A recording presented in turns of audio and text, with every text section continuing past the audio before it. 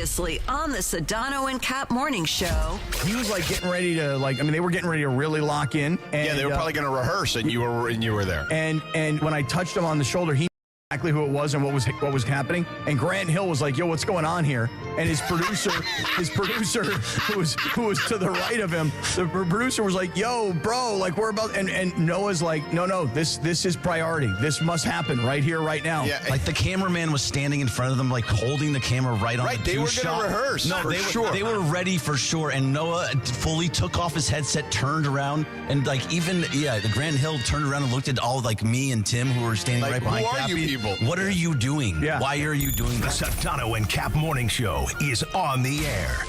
Victor, your first basketball game in 8 months, and you get a victory. What is tonight like for you?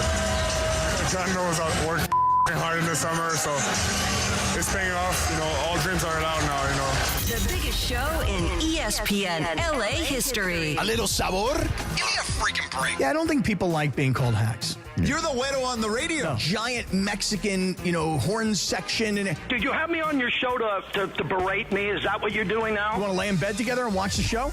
Hi, it's Troy Santiago, the Spanish voice of your Los Angeles Rams. And it's a Torta Thursday, right here on the Sedano and Kap Morning Show on ESPN LA. Hey, good morning. What's up, LA? What's up, LA? What's up, LA? Hey. Torta Thursday. Scott Kaplan, eat a fat one, bro. The Sedano and Kap Morning Show on 710 ESPN. The all-new ESPN LA app and on YouTube at ESPN Los Angeles. We're bigger than U.S. Steel. Wow, that's crazy. Right now. Well, you want to woo-woo? Bit boy. You guys can do this. You know what you're working with every day. It's the Bit Boy. It's a Torta Thursday with Sedano and Kap.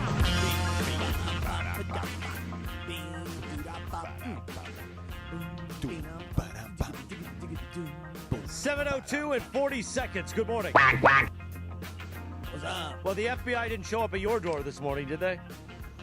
Not mine. You talking to me? Talking to both of you. You talking to me? Wow, what a morning so far. Damn. Cray. I thought the fun was going to be George's pictures of the interview with Wemby last night, which was, honestly, George, I may frame that picture and put it on my wall. That's how much I love that picture of you interviewing insane, Wemby. right? It was incredible. Yeah. Do you let me ask you something. You were there last night. You saw his performance. By the way, you want a funny story about that? Yeah. That you would appreciate All right, as I'm someone who's done the job before. Mm-hmm. When I'm walking up to Wemby, right? I get to Wemby to interview him. The camera guy, who's one of our old school, long-time ESPN camera guys. Right. He says, I could see him talking to the director, and he says, "Can I just shoot them both? Can I just move back to shoot them both? Because I can't get George in the frame if I have to just shoot Victor's head." And I start cracking up. And I look at him, and I just said, and I shrug my shoulders. I'm like, yeah, I hope he says yes, because there's no, or whatever. I don't care. And I could hear the director, Jeff Evers, say, "Yeah, man, just do whatever you need to do. It's all good." Oh, my God. It is such a great picture. For anybody who has not yet seen this picture on social media, George, it's on my Wemby, Instagram, George Sedano ESPN, and it's it's there, and then it's also, I retweeted somebody as well on my Twitter. I swear to you, man, I'm going to get this picture framed, not just for you. I got to have one for me. I freaking love it. What is he, what do you think he really, really is? Is he 7'6"? Is he 7'7"? He's 7'5" at least. Yeah. 7'5", he doesn't want to talk about his height. Yeah. He says, his phrase, which is funny, when you ask him about it, he's like, there's a lot more interesting things about me than that. There may be, but for most of us, at least we start with how insanely tall he is. The next thing, after you get through how freaking tall he is, then it's hard to believe the athlete that he is. I swear to you. Oh, man, my God. Let me tell you something. He has arrived.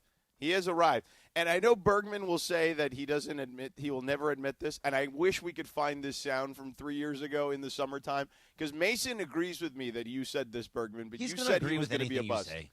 He said you said he was going to be a bust during one cross. You said it during one crosstalk. Okay, so and you blamed the injuries. I mean, there's other things to get you, but come on.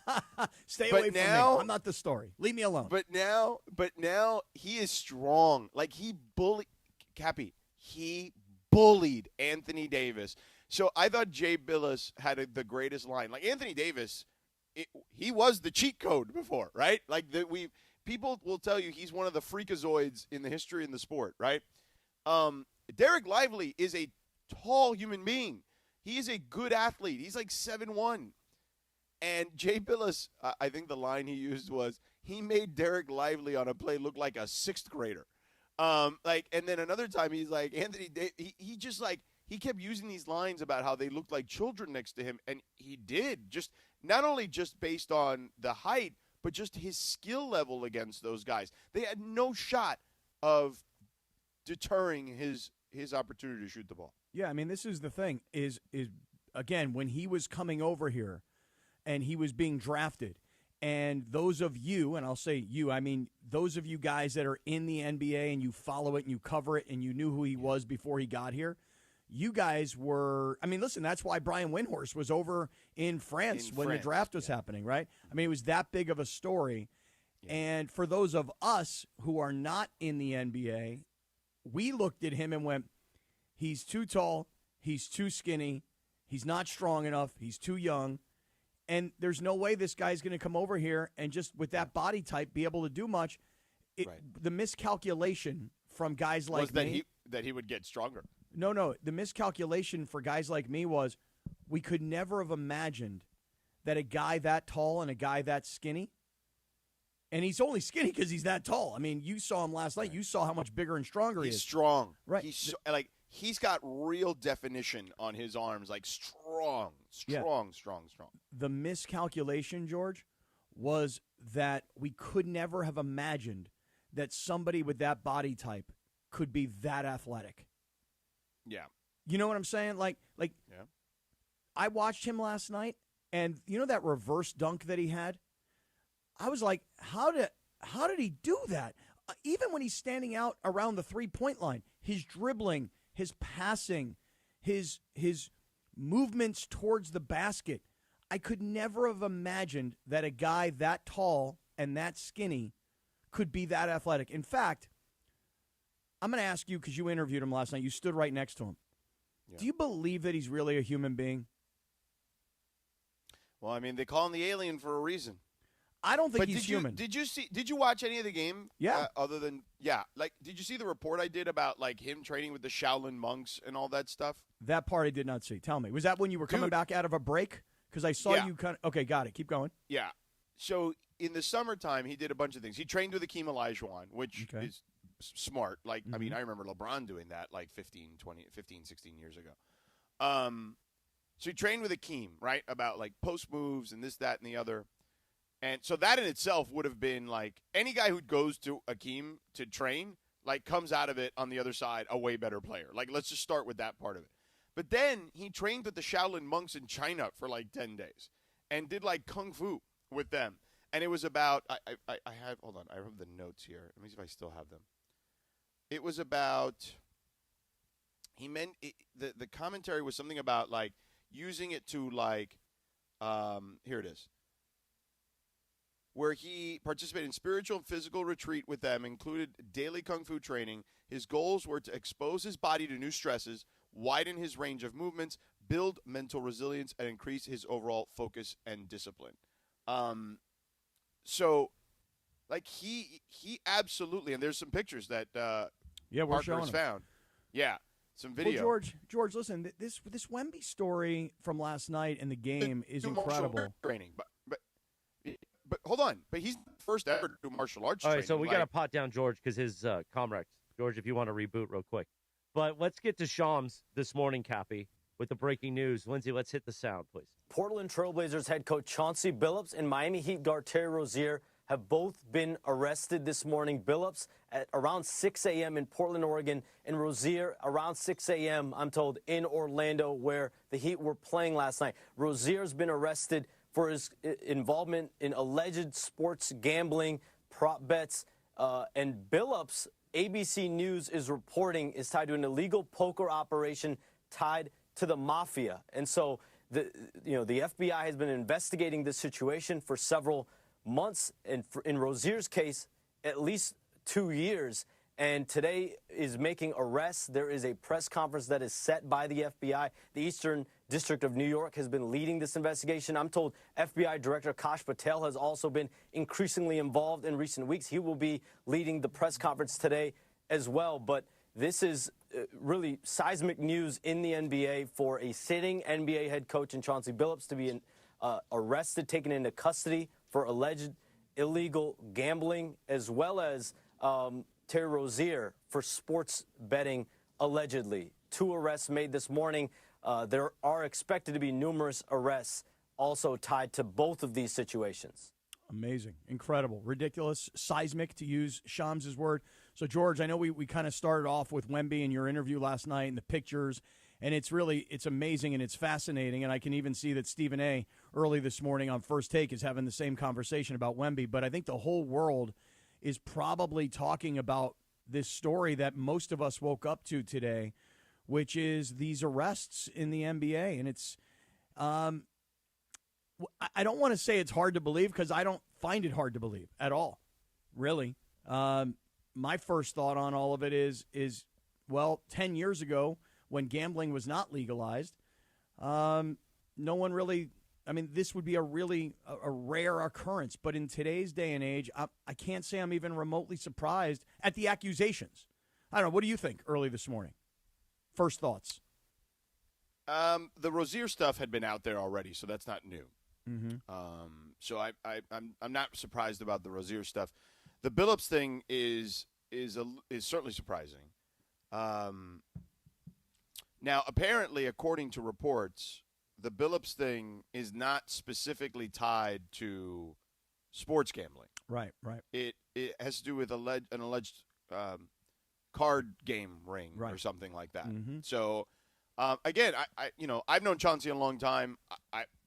You don't know things about people. Like, I didn't know he liked to play, I'm sure a lot of guys play cards on these planes. Mm-hmm. You've heard stories. How many times? Remember when Perk came into the studio one time and told us about like all the card games they used to play on the flights, and all these guys talk about that stuff. But this is a different level that's being investigated. I don't really have an answer, Cappy, to be honest with you. And I'm very much let's see how the evidence plays out before we get into any of this stuff. Like, I'm not going to make some sort of sweeping judgment on any of it. Particularly on Chauncey, because A, I know him. B, what I would say is that I would be, surprised if this was indeed the case. And C, regarding Rozier, like that part, I'm not surprised by, because the investigation on him has been going on for well over a year. Mm-hmm. Cappy, let me play you guys. What Sham said, what I think is the most surprising thing, is that the NBA didn't know about this until this morning when they made the arrests. As of last night, I was told the NBA did not have knowledge of these specific arrests. This has been led by the FBI. The FBI made their arrests early this morning. But the NBA has been investigating Terry Rozier, Malik Beasley. Terry Rozier was cleared by the NBA investigators over the last couple years. That's why he's been playing in games. Malik Beasley, a free agent, has not been cleared by the NBA's investigation. That's been ongoing. As of about 15, 20 minutes ago, I was told Malik Beasley was not taken into custody today as part of these gambling investigations and arrests today. Yeah, George, I'm kind of with you. The Terry Rozier thing has been out there for a while, and people have talked about it, and it's something that's been in the media. The Chauncey Billups thing is interesting, more interesting to me anyway, because of what you said. It's not, according to the early reports, it's not about sports betting, and it's not about the NBA, and it's not about games that he coaches in. It's about what must be very, very high-stakes poker games. And according to the early reports, I had read something early this morning from ABC News where they said that this is all mafia related. And it caught me off guard a little bit, like, what is this, Goodfellas? What are we talking about here? I hadn't heard specific mafia. quote is members and associates of organized crime groups are among the couple of dozen people expected to face criminal charges in 2 separate illegal gambling-related cases. Yeah. And that's what Chauncey is being pulled into. Can you imagine, guys? An NBA head coach had just coached a game, essentially, and then, by the way, this is not just some nobody. I mean, this is a guy who was a great player, who was an MVP, who was a champion. Check me on this. I believe a Hall of Famer as well. Yeah. You're talking about a very, very high-profile person in a very, very high-profile job. Granted, it's the Trailblazers and not the Lakers in terms of being a head coach, but you're talking about an incredibly high-profile person who's active in coaching at the moment and gets taken away. It's a shocking development. Cappy, do you think that in the beginning of that clip, they said that the NBA didn't know, right?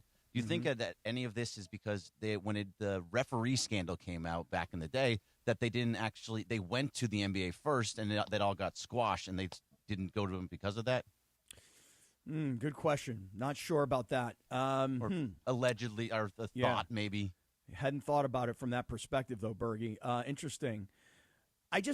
Here's the thing about high-stakes poker games. You know that they happen everywhere.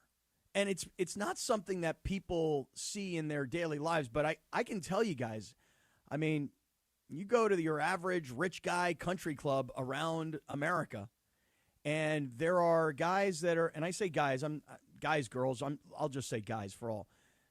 There are people that are in those locker rooms, clubhouses, whatever, and they think they are behind, these fortresses, and that in these places they can kind of do what they want to do. Who are we bothering? All right, 7:17 in the morning, Cappy. A lot of breaking news this morning. A person was on our air before. Hey, yes, Chris. I know we're going to get to Michelle, but can I read something real quick? Sure. Yeah, it's from the attorney of Terry Rozier. Okay, let's read this real quick because Pablo Torre is on this now, and he asked for a statement from Terry Rozier's attorney, and again, Pablo was the one who uncovered this Terry Rozier stuff initially, if you recall, and then it became a story. He said, "We represented Terry Rozier for over a year. A long time ago, we reached out to these prosecutors to tell them we should have an open line of communication. They characterized Terry as a subject, not a target. But at 6 a.m. this morning, they called to tell me FBI agents were trying to arrest him in a hotel.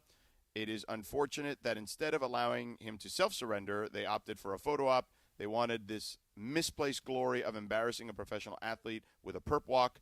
That tells you a lot about the motivations in this case. They appear to be taking the word of spectacularly incredible, not incredible, but incredible, as in not credible, sources, rather than relying on actual evidence of wrongdoing. Terry was cleared by the NBA, and these prosecutors revived the non-case. Terry is not a gambler, but he is not afraid of a fight, and he looks forward to winning this fight." That's Jim Trusty, the attorney for Rozier. Beautiful. Pablo Torre, of course, also on the story early this morning, along with Shams. And Unsportsmanlike this morning has been all over. The great Michelle Smallman, you can hear Unsportsmanlike weekdays 3 to 7 a.m. before the Sedano Kap Morning Show. Michelle joins us now on Unsportsmanlike. Good morning, Michelle. Good morning, guys. How are we doing? Well, how are we doing? We're kind of like everybody else, I think. We are all waking up to, if you will. I mean, we've all been up for hours, but I think America is waking up to this crazy story, Michelle. I know you guys were on it earlier today. What time, because you guys are on the air, obviously, with us, 3 a.m. to 7 a.m. What time did you guys start getting into this? So it was in our, I believe, 8 a.m. hour, so it was a little more than halfway through the show. Mm-hmm. We see the news come across, and obviously we drop everything in order to provide it to our listeners and our viewers and to try to make sense of all of this because, you hear about Terry Rozier being arrested, and that story had been, obviously known throughout the NBA. But then you hear Chauncey Billups is a part of this as well, that he also was arrested because of his ties to illegal gambling. Then we find out that it's linked to an illegal poker operation, which was tied to the mafia. And we're like, wait a second, he was just coaching last night. What are we talking about? So it was an interesting morning for us, getting the news in real time, trying to react to it, and trying to figure out what was happening in order to bring the audience into the discussion. Yeah. Yeah, I'm not sure any of us have any great answers early this morning. I'm just following along with all these different media outlets that are trying to do minute-by-minute reports. According to the FBI's director, he says the investigation involves La Casa Nostra, multiple-year investigation across 11 states, and they're talking about, and this is the word they're using, rigged poker games. God, I mean, I'm blown away, and mostly from this perspective. You know, George was saying earlier, you know, he knows Chauncey Billups. He'll wait and see it how it all plays out, but how anybody in these positions, when you're famous, I mean like ultra famous, and you're involved in stuff like this, which we'll all have to see how it plays out, but even to be anywhere nearby any of this stuff is just so potentially dangerous.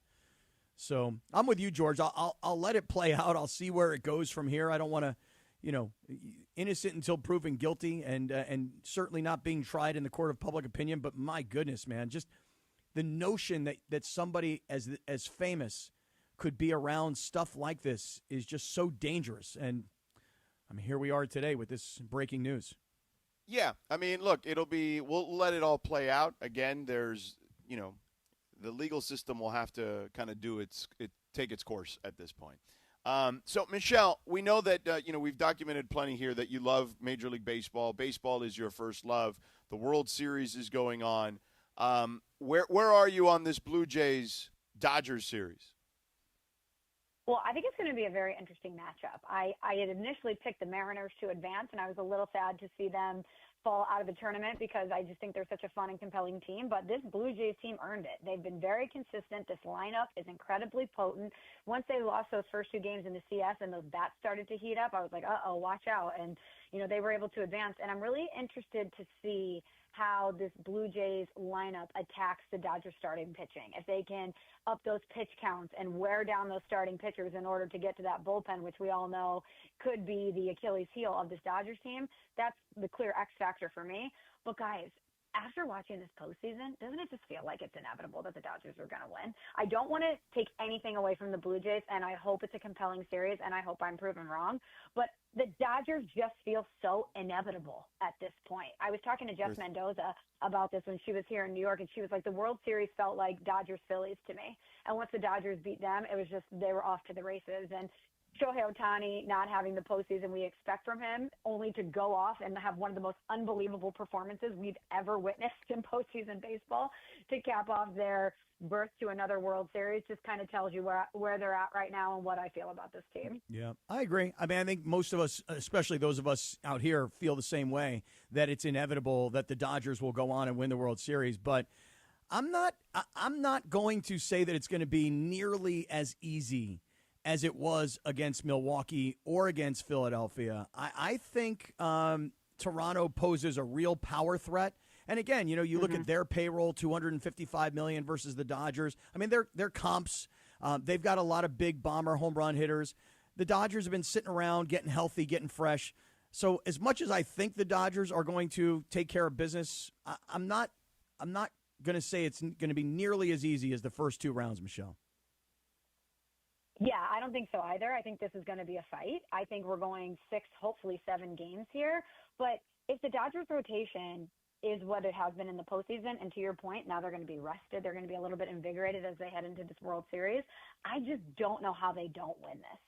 Their rotation has been so strong and so sound throughout the playoffs that I just don't think anybody's going to beat them. But I hope it's a good series. And listen, you guys know that I'm a Dodger hater to some degree, not because they're doing anything wrong, but because I'm jealous of how good that they are. Mm-hmm. I would love to see David kind of beat Goliath in this matchup, but I don't really see a path through for the Blue Jays unless they can get to that rotation and get to the Dodgers bullpen. But so far, that hasn't been a problem for LA.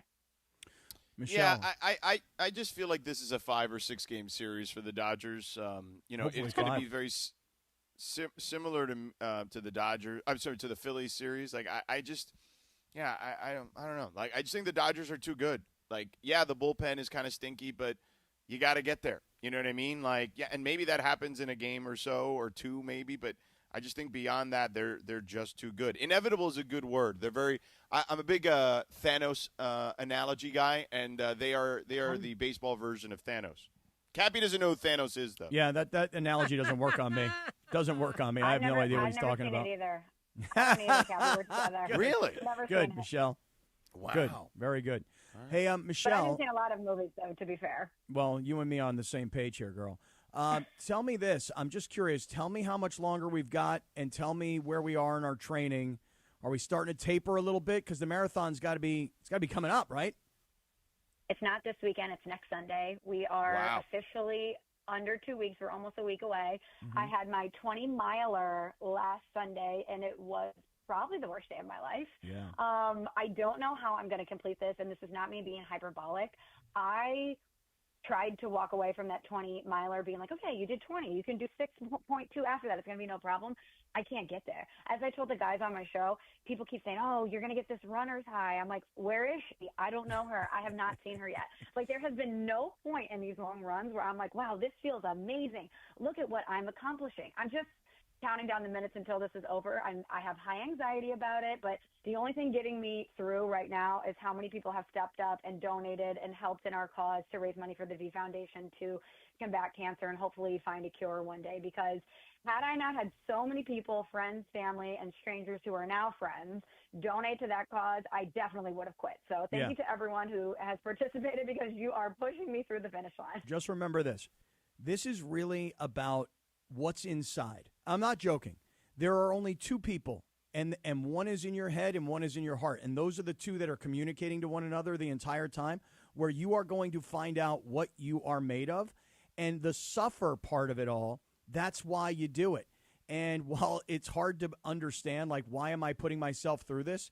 You got to remember, especially when you get to the 20-mile mark, I asked for this. I decided I was going to do this. And the crowds and the energy and the adrenaline, it will push you through. But, Michelle, there is no shame in walking a little bit. I promise you, especially through aid stations. There is no shame in walking for 60 seconds or 90 seconds and then picking it back up. No shame at all. So you're going to do it. You're going to do it. And we're all going to be very proud of you. Well, thank you for the kind words and the motivation. I certainly need it. Everyone's been giving me tips. Anyone who's completed a marathon or an Ironman, anything to that nature, has been giving me tips. And I've gotten two pretty consistent tips about that, though, which is why it's conflicting. They say don't stop and walk, even if you want to, even if you're like jogging almost as if you're walking, that's easier than starting and stopping. And the other one was that everyone says at mile 20 is when the race really starts, to your point, like miles 20 through 26.2 or the real race. And I'm like, great. Like, I don't know how to take that. So you're basically telling me that the end is the seventh circle of hell. I'm going to brace for it.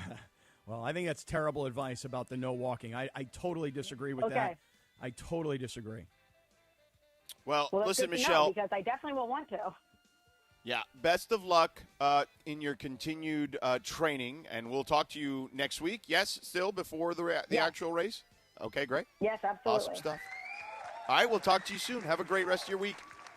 The great Michelle Smallman. You can hear weekdays 3 to 7 a.m. along with Evan Cohen and Super Bowl champion and Laker fan Chris Canty, 3 to 7 a.m. before the Sedano and Kap Morning Show. More on the story. First takes about to talk about it. We'll talk about that. Plus, this Wemby picture, and we actually have a bag of Werther's Originals in the studio. Oh, no. We've got that coming up. By the way, let me tell you this. Experience the game like never before. Enter now for a chance to win dome tickets to Game 4 of the Fall Classic at Cosm. Go beyond the front row and be part of the action on the diamond. It's the ultimate immersive sports experience. Enter now at ESPNLA.com and tap the Cosm logo. Tap it for your shot to catch baseball's biggest stage like never before. Don't wait. Head to ESPNLA.com. Today, 7:29. It is a Torta Thursday, and for some, it's an FBI Thursday. Smile, though. The FBI didn't arrest us. It's the Sedano and Kap Morning Show. Wake up, mongrels. The Sedano and Kap Morning Show. We'd like to thank our founding partner, Avner Gatt, your trusted Los Angeles public adjuster. Call Avner directly at 818-917-5256 for help with your insurance claim. This is the Sedano and Kap Morning Show. Hey guys, Cappy here. When disaster strikes, you need an ally who truly understands your needs. Avner Gatt is here to help you navigate the complexities of insurance claims. Are you feeling abandoned because your home is unlivable and your insurance company isn't cooperating? Or perhaps you're being pressured to use a contractor with poor reviews. You've been loyal to your insurance company for over 20 years, yet now they treat you like an outsider. Avner Gatt knows how to turn the tables. We protect homeowners from the games and fine print that insurance companies are known for, and we cover all of Southern California, ensuring your voice is heard and your home is restored. Visit AvnerGatt.com or call 818-917-5256. Avner and his family personally take your calls with 5-star ratings from Yelp, Google, and the Better Business Bureau. Don't let your insurance company dictate your future. Avner Gatt is here to help. Visit AvnerGatt.com or call 818-917-5256. Avner Gatt, your claim, our game. Did you know Children's Hospital Los Angeles is changing the game in pediatric heart care? They're first in the world to implant an FDA-approved cardiac stent that grows with the child, meaning fewer surgeries, less time in the hospital, and more time for kids to just be kids. CHLA also ranks among the nation's best for heart transplant success rates and runs the largest congenital heart program on the West Coast. So put your child's heart in the hands of the team that's setting the pace. To learn more, visit chla.org. Buenos dias. In a world where drivers pay too much and finding a new vehicle can feel like a struggle, it's Ocean Subaru of Fullerton. Take advantage of 1.9% financing for 63 months on a brand new 2025 Subaru Crosstrek Sport all-wheel drive, or 1.9% financing for 72 months on a brand new 2025 Subaru Outback Premium all-wheel drive. Approved credit through Subaru Motors Finance. Not all buyers or vehicles will qualify. Plus tax, tag, title, and doc fee. Zero security deposit. Offers do not combine and are not available on previous purchases. See dealer for complete details. Expires 10/31/2025.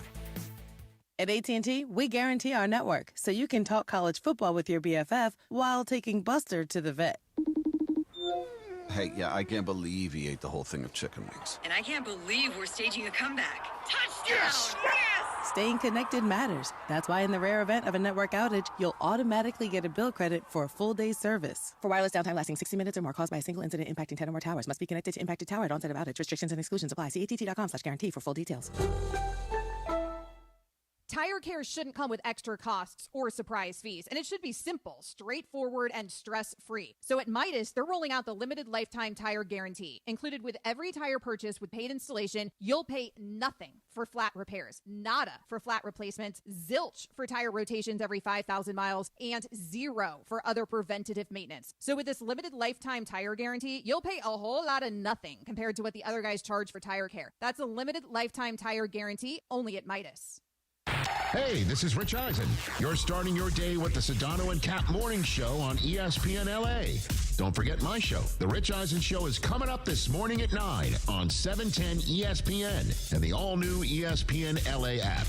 Now, back to the Sedano and Kap Morning Show. 7:33, good morning. Oh, so smooth on a Torta Thursday. The Sedano and Kap Morning Show. Good morning, mongrels. On this day in 1972, the Reverend Al Green released the album, I'm Still in Love with You. Cappy? Thank you. I have a lot of emotion and feelings towards you as well. Thank you. Today is also National Croc Day. Croc! And National Mole Day. Or is that mole or mole? Mole. Oh, it's mole or mole? Oh, it's Mole Day. Not Mole Mole Day. man. National Mole Day. Because sometimes if they got a mole in the right place, nothing like kissing it. You know what I'm saying? Yellow. Yellow. And then you throw some mole in there, too, make it a party. By the way, I'm holding this up to the camera at 7:34 here on YouTube at ESPN Los Angeles. My uncle, the Italian stallion, Anthony, you guys know him. You've all met him. You've been to the house. Got a bag of Werther's Originals for our bit. And now the bag will just remain in here as part of our bit. Look at the Werther's Originals. Now, apparently, Jorge did the same thing. Yeah. But his wife opened the bag and ate the Werther's. She's like I Pete like Carroll. I'd like to actually have one of those. I haven't had a Werther's Originals in years. Well, Pete is handing them out, and now we can too, Jack. I wonder if they're better to suck on if you don't have teeth. You know what I mean? You want me to open this bag and suck on one? I mean, just let's open it up. But that's going to break my fast because there's okay. Don't calories do in that. it. Don't do that. Plus, you don't need the sugar rush. There's 140 calories. Oh, in 5 pieces. Okay. It's a lot of calories in a Werther's Original, Jack. Well, it's 140 divided by 5. So do the math there. It's like under 30 per. Yeah, but that's still. I mean, for a hard candy, if I put something hard in my mouth, I want it with no calories. Ew. Meanwhile, World Series Game 1 That was the only way to do it. Ew. Right. Ew. Because I was thinking about Blue it. Jays. But the biggest story, now we got this FBI story coming out, and we'll break in when news breaks out. But the big story is the Instagram post, Sedano, from last night. You and Wemby, you holding that mic up, you could have fit like Cappy and me between the space. Did they, like, was that, how did that feel to have to reach that high? Well, it was funny. Like, I was like, man, is my arm going to hurt at the end of this thing? Like, after we're done here in the 2 minutes? Like, it was. Did you have to switch the mic from right to left hand? Yeah, well, I did not because, again, I've been, I work out. So thankfully that would be the case. If a lesser man, Cappy, would not be able to hold the mic for that long. A lesser sideline reporter who doesn't work out would not have been able to handle it. Yes. It was like you have been able to do you were raising your arm, and it just kept going higher and higher and higher and going up higher. Well, especially once he would look, because sometimes when he would talk, he would look up at the ceiling, so I'd have to raise my hand even higher. Because he's pontificating, so he'd kind of look up, and I'd have to just go higher and higher and higher on it. But yeah, it was unbelievable. I already told you the story about the camera guy having to move back because there was no way to get me in the shot initially. You want to play it? was You want to hilarious. play your interview? You're sure. You're quick after the game one? Here, let's play real quick. Sure. Victor, your first basketball game in 8 months, and you get a victory. What is tonight like for you? I mean, it's just what we work for, All of us got our own battles and struggles, and God knows I worked hard in the summer, so it's paying off. All dreams are allowed now, I'm just glad to be back because after what I've lived, it means something. You mentioned your summer, and you did so many things. Your coach talked about how intentional those things are to help you with basketball and life, whether it was working out with Akeem, going to NASA, working out with the Shaolin monks. What was the inspiration for that summer? So going to NASA, I don't think it helped me for anything basketball-wise, but it was a dream, so I liked it. But, it all helped me. I think the main thing, my summer revolved around my physical development and my trip to China. That's what it was about. And Hakeem, in terms of scoring, that doesn't really get much better, so it can only be beneficial. Your teammate is the reigning Rookie of the Year, Stephon Castle, 22, 7, and 6 tonight. What can you say about his development and chemistry with you? We talked about purposeful before, he's just incredible. His ability to get downhill, and when we get Fox back as well, it's, he can make plays that I don't see anybody else do that. Those dunks, it's crazy powerful. By the way, they are showing the picture now on the YouTube chat, and it is amazing. Yeah, it is It's so good. George, can you go back, though? You mentioned this earlier. Then we had a little bit of TD, and then we kind of jumped into the breaking news stories. So just go back to the beginning, though. You were saying, and we showed some video of it, Wembenyama did what with where? Like, did he say China? Yeah, he went and trained with the Shaolin monks at the Shaolin Temple. Okay, so I'll for just about say it. 10 days. I'll say it because I know other people are going to feel the same way I do. The Shaolin monks, I just don't got the familiarity. Like Thanos, I don't really know the reference. The Shaolin monks. Anybody know anything about the monks? Were they the same ones that in White Lotus, Piper, the daughter, was going to go live with them, remember? Okay, I do remember yes, that. There you go, yes, Cappy. There's a good point of reference for you. Yes, but that was not in China. So I know. They're Buddhist monks. Okay. From the Shaolin Temple in China, and Okay. they're famous for developing and practicing Shaolin Kung Fu, like that's it. There you Yeah, go, I didn't know that. I didn't As know somebody that. once said, shouts out. Yeah, I Meanwhile, didn't- Hooper's X in the YouTube chat says, should have had Wemby pick Sedano up and hold him like a baby. Now, that would have been good for the bit, frankly. I have had Shaquille O'Neal do that to me, and Shaquille Prove O'Neal. it. Wait, Well, the picture. You took a picture, right? You didn't just do it just for like the bleeps and giggles, did you? No, I have the picture. Oh yeah, share a picture. Send it to us. Okay, I will. Hold on. But what my point was going to be is this. Shaquille O'Neal was like 300 plus pounds. You know? Like he just looked big and strong and no problem. I'll pick you up like a little baby. Wemby, I'm going to say he could hold George like a baby if he wanted to. But I still feel like with Shaq, it's like, yo, Shaq, I'm about to jump into your arms. Get ready. Whereas Wemby, it's like, Wemby, do you think you can catch me? Because he is still, still a very skinny guy. I don't know, George, what do you think? You think he could hold you like a little baby? Could he cradle you? Yes. Could he just hold you like a little baby? Yes. All right. Yes. All right. Yes. And by the way, he's not the first big man in NBA history to train, martial arts. I mean, you mentioned Shaq. Shaq did for many years. Kareem famously trained with Bruce Lee and Chuck Norris. Who both lived in the South Bay at one point. Yeah. So, like, it's not the first time someone's done it. Now, he reminds me a lot of Kareem in that sense, right? Like, Kareem, would had other interests beyond just basketball. And I think Wemby is very eclectic in his interests, is what I would say. But a lot of it is outside of the NASA one, as he clarified for me there. A lot of it is, intentional based on how it would help him as a player, human being, et cetera, blah, blah, blah. But yeah, he's a fascinating human being. And I will say this, Cappy. What we witnessed yesterday, and it's funny, Ireland was texting me and Trudell was texting me and a bunch of people were texting me during the game. I think, and what we witnessed yesterday was the night Wemby became the best player in the NBA. Well, you said it earlier. You used the phrase, he arrived.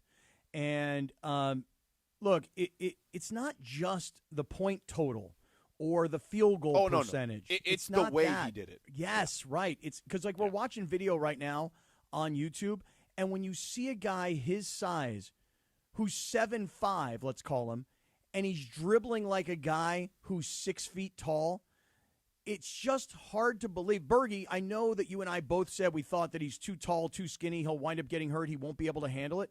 But come on, man. I'm admitting it. There's no way I could have ever imagined a guy with that body type could handle the ball and move the way he does. I could never have seen that part of his game. Never. Yeah, me neither. And Sedano, you can do it now. Now, if you want to kind of come at me for the whole we're clear bus for the bit. thing. Now we're good. Now we're okay. Now we're clear. I don't know. I wanted, there was a whole bunch of stuff going on, but I want to be clear. Clear. That I don't even know what it is anymore. I think it's just fun to do. Sometimes it is fun to do. Yeah, I don't hold him a bunch. I think what happened was you gave me an option. Is he going to be a Hall of Famer, I don't think it was. or is he I going to think be a bust? Mason was driving it, so it wasn't me. No, it's always you. So what, Sedano? Honest question: what's a worse Bergman take over the years? See, this is hold on. The Wemby one, or then when he said Val Kilmer was the best Batman ever? Everything gets really pushed away. I mean, into honestly, big the thing. Val Kilmer was still the worst one. No way, and man. you definitely No. said that. Okay, We have audio of that. Yeah, we have audio. We have audio. I did not say he was the best. I said he was better than Christian Bale. Which is yes. also which is horrific. also absurd. That's fine. Yeah, That's fine. I'm on your I side. admitted that was a little bit over. You don't even know what Christian. You probably never even seen any of the Christian. That's Bale why I'm on Batman. Bergie's side, because I haven't seen any of these Batman movies, and I don't care. I think the Wemby take is the worst of the two takes. Now, I didn't think it was a bad take then. I think right now it's a good take or a bad take. Yeah. No, it turned out to be. And it wasn't that he was a bust. It was like you're either a Hall of Famer or a bust. Which one do you more likely think he will be? I thought, well, more likely would be the bust part of it. Not that he's going to be a bust. You literally said he's 7'5" and he weighs 112 pounds. No, I started going That's higher what he and weighed higher. at the time. I said he was 8'2". He was 9'3", and he was 105 pounds. Well, you know what? 85 pounds. Cappy, remember when we were talking about him winning Defensive Player of the Year, and I said, well, he would have ran away with it last year if he was if he had the requisite amount of games. He only played 46 because of the blood clot. And if he played 65, he would have ran away with it. Well, this year, not only will he win Defensive Player of the Year if he plays. Oh, sorry, that was on the air. I apologize. Come on, man. What That's are you on doing, me. bro? That's on me. That's on me. That's some Tulsa nonsense. That was right Tulsa there, nonsense. That's my fault. That is some Tulsa nonsense. What were you doing? I was telling Lindsay to stand by for a second so we could get out of this because I wanted to hear what she had to say. mean, go to break. That's all I meant.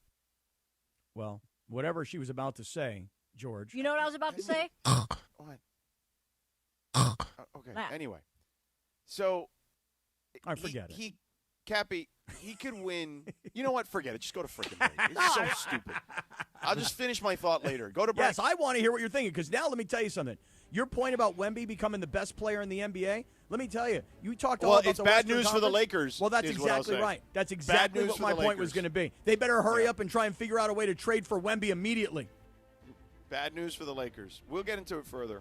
Cappy, have you really never seen any of the Dark Knight movies? I've seen a couple of the Batman stuff, but I The couldn't Batman give you Wait, with stuff? Bale? Well, I mean, let's see. Michael Keaton. Michael Keaton's a Yeah, better that was the Batman. originals. All right, I saw that. The original Okay. movies. Okay. You said stuff like the Christian Bale ones weren't incredible. I saw some of the stuff. I mean, You're a honestly, bad guy. the Christian Bale movie, in retrospect, people like at the Academy of the Academy Awards, like literally are like, yeah, we kind of screwed up on that one. We probably should have had that one nominated. Like we kind of screwed. Yeah, Like you don't ever hear those people say that ever about anything. How have you not seen those? Just not into them, dude. Oh my They're God. really good movies. They're not even like superhero movies. They're like real movies. Wow. Which one? Okay, if you were going to give me one of them that you go, this Batman. is the We'll one start you with got to see. No, I mean, The Dark Knight is the one. But before that, you got to see Batman Begins. Right. And then the Heath Ledger's performance, he died after that performance. It was one of the Right. greatest performances in history of cinema. Well, just to give you guys a little perspective on this, I've been watching Harry Potter, the original #1 Harry Potter. No, you have You're not. a I bad swear guy. to God. You're a I swear to God. And by the way, You have and just that. so you know, I haven't even been able Daniel to get through it. Radcliffe's portrayal of Harry Potter is the best in cinema. Is what Dude, I Pat keep falling asleep. I literally keep falling asleep. Trying to watch Harry Potter because I got this ridiculous Harry Potter Halloween party that I got to dress up for, and I don't know who any of the characters are. So I've been watching Harry Potter, and I'm falling asleep. I can't make it through the entire movie. You should have just asked for the Cliff Notes, Cappy. Yeah, that would have been helpful. All right. Let's just go to break because Chris ruined the segment at the end. I thought Cappy did, actually, with the no. No, you ruined it. You ruined it by being on the air and the standby. And whatever Lindsay was going to say was so much more important than what George was saying about I wasn't Wemby. going to say it on the air. I was just saying No, to she the was group. going to say it off the air. My mic was accidentally on, and that's my fault. Therefore, you ruined it. I said 2 minutes ago it was my fault. No, now you're All blaming right, me. go to break. We'll continue now. I'm a leaving. 7:47. Good morning. You know what'll make us all feel better if we hit this. Torta Thursday. The Sedano and Kap Morning Show. We'd like to thank our founding partner, East Central Hotel, the official downtown home away from home for Cappy and Morales. EastCentralHotel.com. This is the Sedano and Kap Morning Show. What's the best thing about Halloween parties? Gotta be the booze. Now your top reasons to visit Morongo. Oktoberfest is the best at Mosen Happy Hour.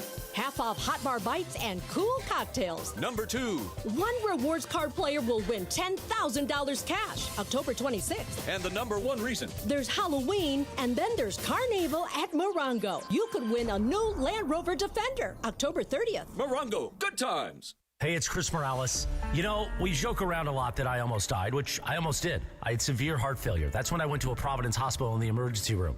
And here's the thing about heart care. It begins with trust. That's why Providence takes the time to listen, understand, and earn yours before making any decision about your care. For me, if it wasn't for Dr. Cobb and Katie Cornella at St. Joe's in Orange, they made me trust them and they made me know. And my health and my life were going to be even better once I got out of the hospital. Providence, caring with compassion in Southern California. The Sedano and Kap Morning Show. With America's best lineup of hybrids from Hyundai, you get the best of both worlds, like the reliable and efficient Tucson Hybrid, backed by America's best warranty. The Hyundai Tucson Hybrid. It's the best of both worlds. Get 0% APR for 60 months or get up to $3,000 bonus cash on the Hyundai Tucson or Tucson Hybrid. See your SoCal Hyundai dealer. Offers end November 3rd. Call 714-568-7676 for details.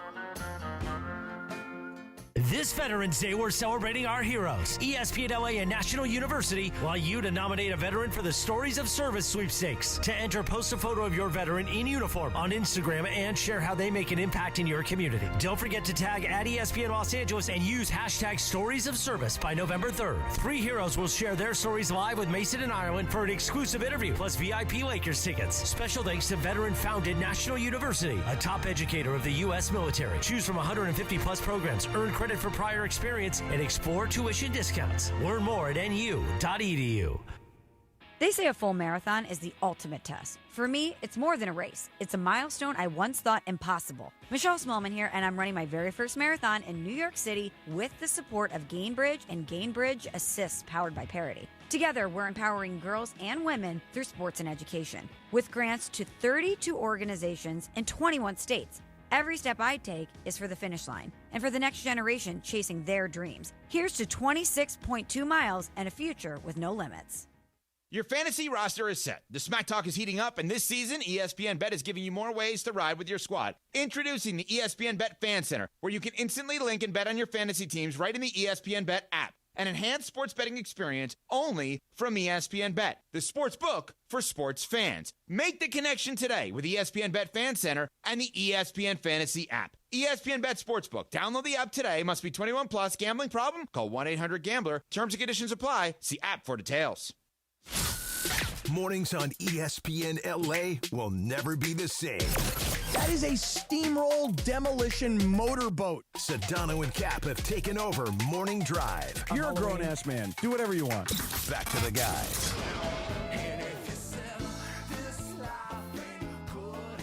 $7:51. Good morning. The Sedano and Kap Morning Show on a Torta Thursday. On this day in 1999, the number one hit. How was this 26 years ago? Santana featuring Rob Thomas. Cappy, it's smooth, baby. Yes, it is. It is smooth, baby. Yeah. Doobie-doo. Give me your heart, make it real, or else forget about it. Yeah. Today is also Boston Cream Pie Day. Oh. You like a Boston cream pie? Boy, I had a Boston cream pie once. Not really. And it was in Boston, though. So that was nice. I like Boston cream donuts. Like the same thing, right? Yeah, it's similar. Yeah. It's like a cream. It just gets everywhere. The cream's everywhere. You're licking the cream off your fingers. You'll feel like an animal. What are you, an animal? Yeah. But at least you smile after. Yeah. Can I finish my thought? Yeah, please do. Since Cappy and I were having a conversation, and then you were like, all of a sudden, stand by. Like, I thought, like, there was more news coming. Right, me too. I thought there was, like, major breaking news at the moment. Right. Give me your heart, make it real, or else forget about it. Good song, man.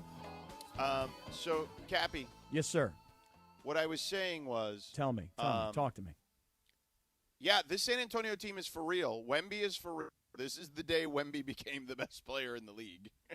And I think the entire league needs to be on notice now, which means if you're the Lakers, yeah, I think there is we talked about this with Wendy yesterday. Mm-hmm. Because the West is so unforgiving, there is a real possibility the Lakers could be a play-in team this year.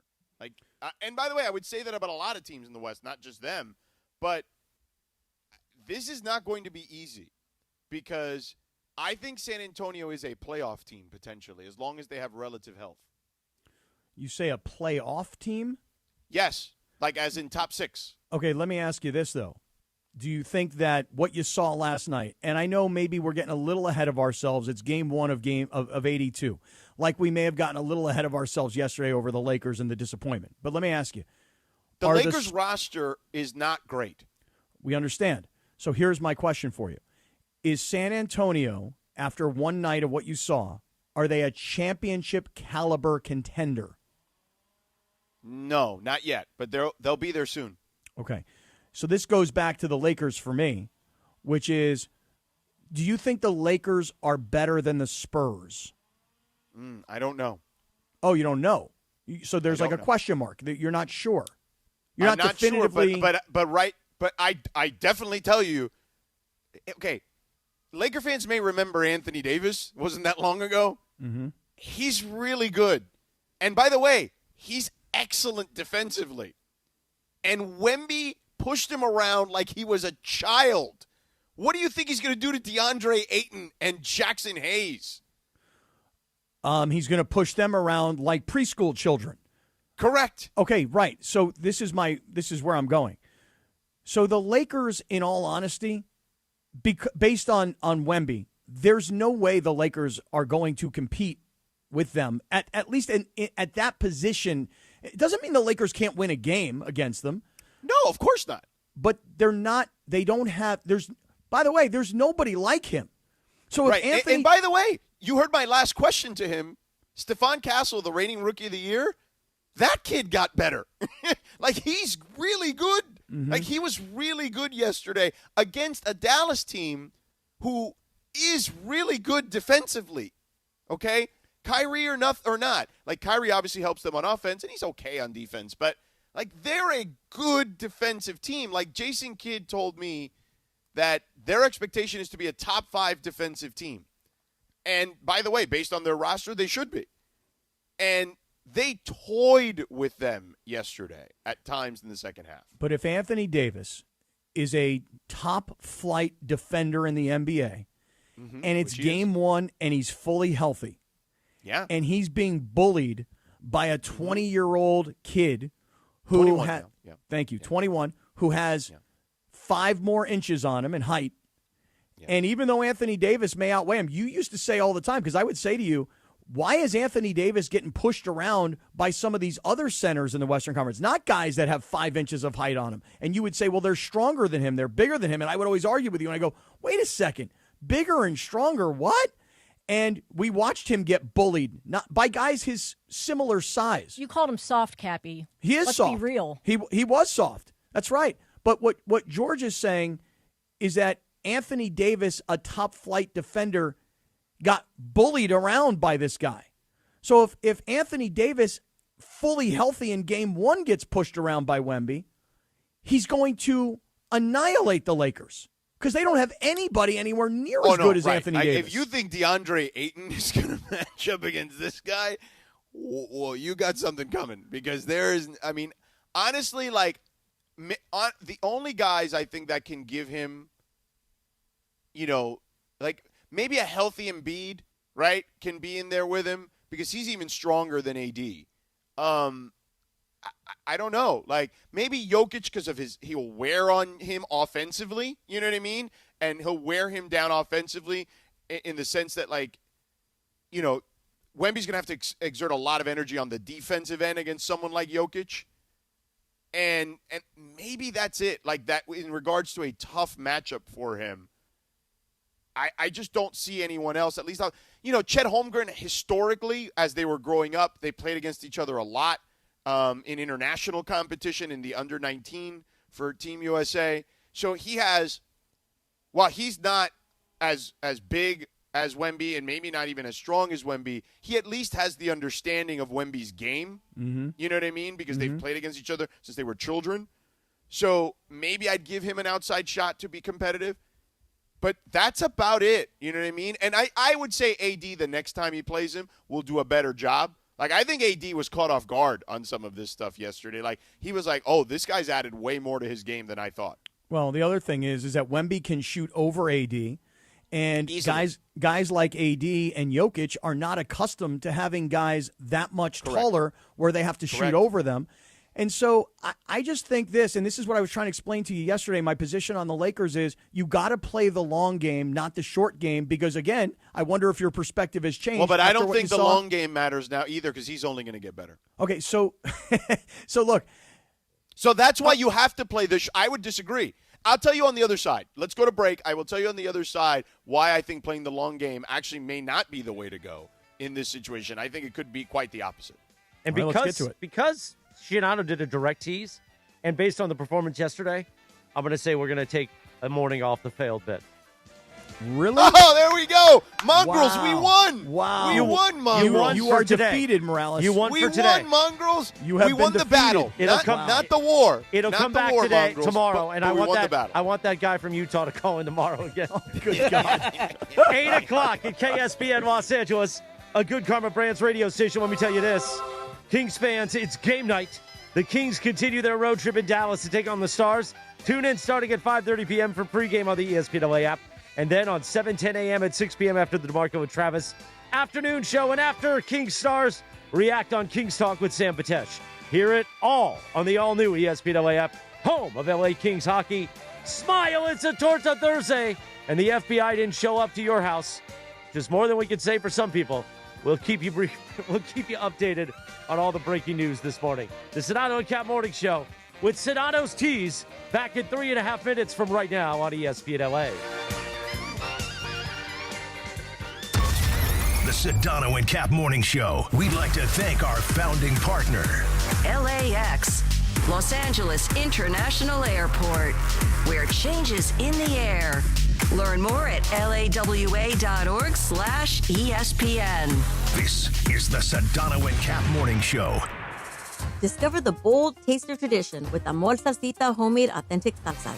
Hi, this is Jerry with Amor Salsita. From dipping your chips, marinating your favorite dish, topping your tacos, Amor Salsita brings the vibrant flavors of Mexico straight to your table. Salsas with smoky, juicy, chunky tomato, roasted tomatillos, and mango habanero flavors. Visit amorsalsita.com and discover the flavors and recipes. Pick up your Amor Salsita at any Albertsons, Vons, or Pavilions in the produce department. From our kitchen to yours, Amor in every bite.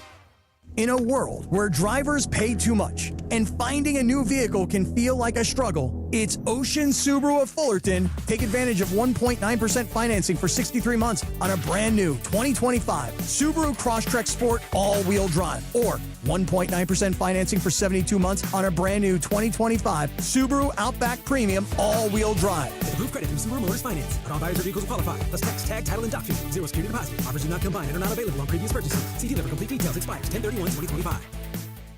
John Ireland here for Blue Ice Vodka, America's #1 potato vodka. Smooth, creamy, no burn, made from non-GMO potatoes and gluten-free with no added sugar, just 64 calories an ounce. Blue Ice Vodka, because taste matters. The roof scraper. Jeff Dunham, Artificial Intelligence, his all-new tour. Just on ham. You're the other white meat.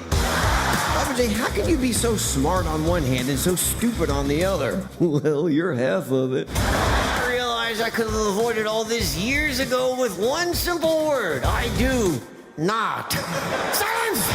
Saturday, October 25th, Fantasy Springs Resort Casino. Tickets on sale now at jeffdunham.com. Don't miss Jeff Dunham.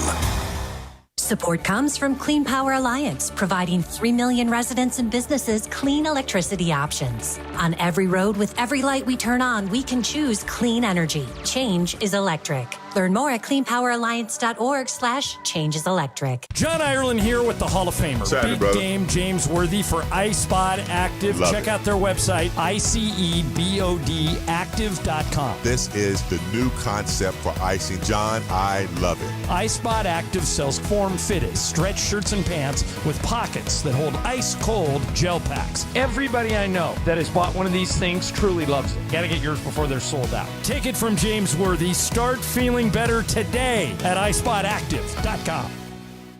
DraftKings Sportsbook, an official sports betting partner of the NBA, is the place to bet on NBA stars this season. Download the DraftKings Sportsbook app and use promo code Clinton. That's promo code Clinton. Bet $5 and get 3 months of League Pass plus $300 in bonus bets if your bet wins. In partnership with DraftKings, the crown is yours. Gambling problem? Call 1-800-GAMBLER. In New York, call 877-8-HOPE-NY or text HOPE-NY 467-369. In Connecticut, help is available for problem gambling. Call 888-789-7777 or visit ccpg.org. Please play responsibly. On behalf of Boot Hill Casino Casino and Resort in Kansas. Pass-through of per-wager tax may apply in Illinois. 21 and over. Age and eligibility varies by jurisdiction. Void in Ontario. Restrictions apply. Bet must win to receive bonus bets which expire in 7 days. Minimum odds required. NBA League Pass auto renews until canceled. Additional terms at dkng.co/audio. Limited time offer.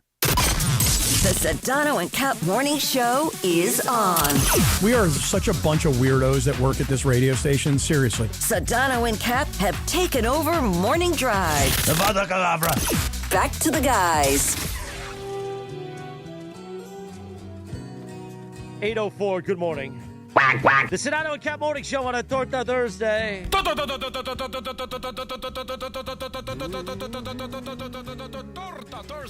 And on this day in 1976, the number one hit, Chicago. If you leave me now, Cappy, why don't you tell the gardener to leave? Can he not be there on Thursdays? Hey, Javier. Yo, I mean, we Leonis, can hear is this your primo, bro? Is this your primo for 200? That's why I called him. Hey, Javier, get out of there, man. We're doing the show right now. I closed the window, man. I finally came home last night. I closed the window. I could hear all the... I thought they were coming for me this morning, you know? The FBI? Seriously. Yeah, I didn't know what was going on. I heard all that noise. I was like, maybe they're coming for me next. By the way, the breaking news this morning, we talked about it in the first segment. ESPN has talked about it. It's on ESPN.com. We will update you. If anything breaks in or breaks out, we'll break in or something like that. Also, happy birthday. He turns 49 today. Ryan Reynolds. Oh, Deadpool. Yeah. Have you seen Deadpool, Cappy? No. Okay. That's one you should watch. That's funny. Deadpool? Yeah, that one's hilarious. It's funny. Tell me what that's about. It's about a guy who it's like he can't die. Like you can cut off his arm and it'll just grow back. Like he's a good guy, but he's an anti-hero. He's a good guy and a bad guy. It's very, very funny. Not like me, a good guy and a bad guy. He breaks the fourth wall a lot and talks to the audience in the middle of things. Good. We would normally do morning roll call, but two things happened. Yesterday's performance, not so great, and Sedano teased something. So I said, you know what, we'll take today off. But if we were to do it, Cappy, who would it be brought to you by? It would be brought to us by Morongo Casino Resort and Spa. Good times, less than 90 minutes from wherever you are. And Mongrels, we will get you back on the air tomorrow. Don't you worry about it. China. So I think we need to get to a couple of things, okay? First of all, Lindsay has some good Shaq sound on DeAndre Ayton, okay? But Chuck, you hear that about DeAndre Ayton? Exactly. I texted Chuck yesterday. I was I just told him it was great to hear his voice with us. Tell him how nice and skinny he looks. You got skinny Luka, now you got skinny Chuck. Yeah, and he said it is a great day. So, did you watch any of them? I only got to watch a little bit. So yeah, was it also any for good? me, very, very little of NBA tonight, whatever, on ESPN. The yeah. NBA on TNT on ESPN. The NBA Yeah, No, it's I didn't know inside what to call the it. NBA. It's called Inside the NBA. The NBA today. I like when Inside George the says NBA. that. I was on the NBA today. Inside the NBA on TNT on ESPN. It's Something not like inside that. the NBA on TNT. It's just inside the NBA. That's very funny. Very good, Lindsay Baseball. Yeah. But we've got some good. So you didn't watch any of it? No, I watched very little of it. I'm being honest about it. Last night was not my sit down and celebrate the fact that Inside the NBA has moved to ESPN. No, I'm not quite there yet. Mm-mm. Well, they said it was the real opening night. Tron. Oh, is that's I what think he Shaq, said. right? Yeah. Shaq said that. He's Real. like, and they were laughing. They were like, "Come on, man, the NBC did a nice job." And then he's like, "No, this is Tron, the real opening night." Cappy, you say it in your Shaq voice. Yo, Chuck, hey, Chuck, did the real opening night, Chuck? Ain't none of that. LeBron sitting on the bench pouting stuff, Chuck. See, that's how it sounded. Yeah. So anyway, we were Cappy, you and I before the break were talking about long game the versus Lakers. short game. Yeah, long game versus short game. Mm-hmm. I actually think that because you've been making this case that they're playing this long game, 2027, blah blah blah. Yo, in 2027, you're not beating Wemby. Your best chance is right now, where his team is really young around him, because in 2027, they're like the Thunder on steroids. So you better make moves now, because it's going to be his league in 2027. But what are you going to do? I mean, there's only one guy of his height and skill level, and you mentioned Chet Holmgren. Listen, you do everything it takes to get Giannis now if you're the Lakers. Everything right now it takes to get Giannis. Whatever that takes, do it. Okay, so here's what I'm thinking. You ready? You're going to have to trade LeBron and Bronny. No, you can't trade LeBron. Okay, but just hear me out. You got to move LeBron and Bronny, and then you got to take on Giannis and his brothers. So you got to bring in Giannis and his brothers, and then you got to give up dad and son. I was going to actually ask you that a while ago, Cappy, like a week ago when it happened. Like, which one is more egregious, do you think? Is it LeBron bringing on Bronny or like Giannis having to bring on all his brothers? Oh, let me tell you something. I will tell you it's not LeBron. How about that? Okay. Fair enough. Fair enough. I of course would tell you that not knowing of whether or not Giannis's two brothers can play or they can't play, which I suppose they probably can't, because if they could, they'd probably be on somebody else's roster. I think the LeBron thing is worse. I do. Just because you gave Bronny a 4-year guaranteed contract. I mean, at least in Milwaukee, what you're trying to do is you're trying to at least keep him long term, Giannis. So you're trying to do everything you can to make him happy. With the Lakers, you're not really trying to keep LeBron long term, are you? Well, they were at that time. Well, bad idea. That's all I can tell you. Bad idea. Plus, his brothers take up two spots. You literally contradicted yourself, but it's okay. How did I do that? What did I do? Because you said they weren't trying to keep him long term. At that time, they were. Luka wasn't part of the equation at that point. Oh, that's fair. They were trying to keep LeBron very happy. That I'll give you.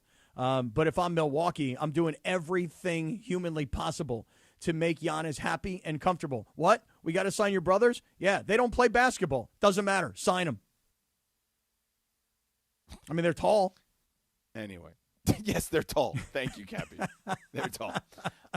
But so you think? Let me just get. So this straight, I think they need to go all in now. I mean, granted, they're not going to get Giannis, so it's not going to happen. But they need to do whatever it takes to augment this team now, because, and the Giannis thing may be a fait what is it? What is the phrase? A fait accompli, right? Is that the way? Yes, you say it? It's a good phrase. We'd have to, go to the Google interpreter to find out, the Latin to the English. I don't believe Giannis.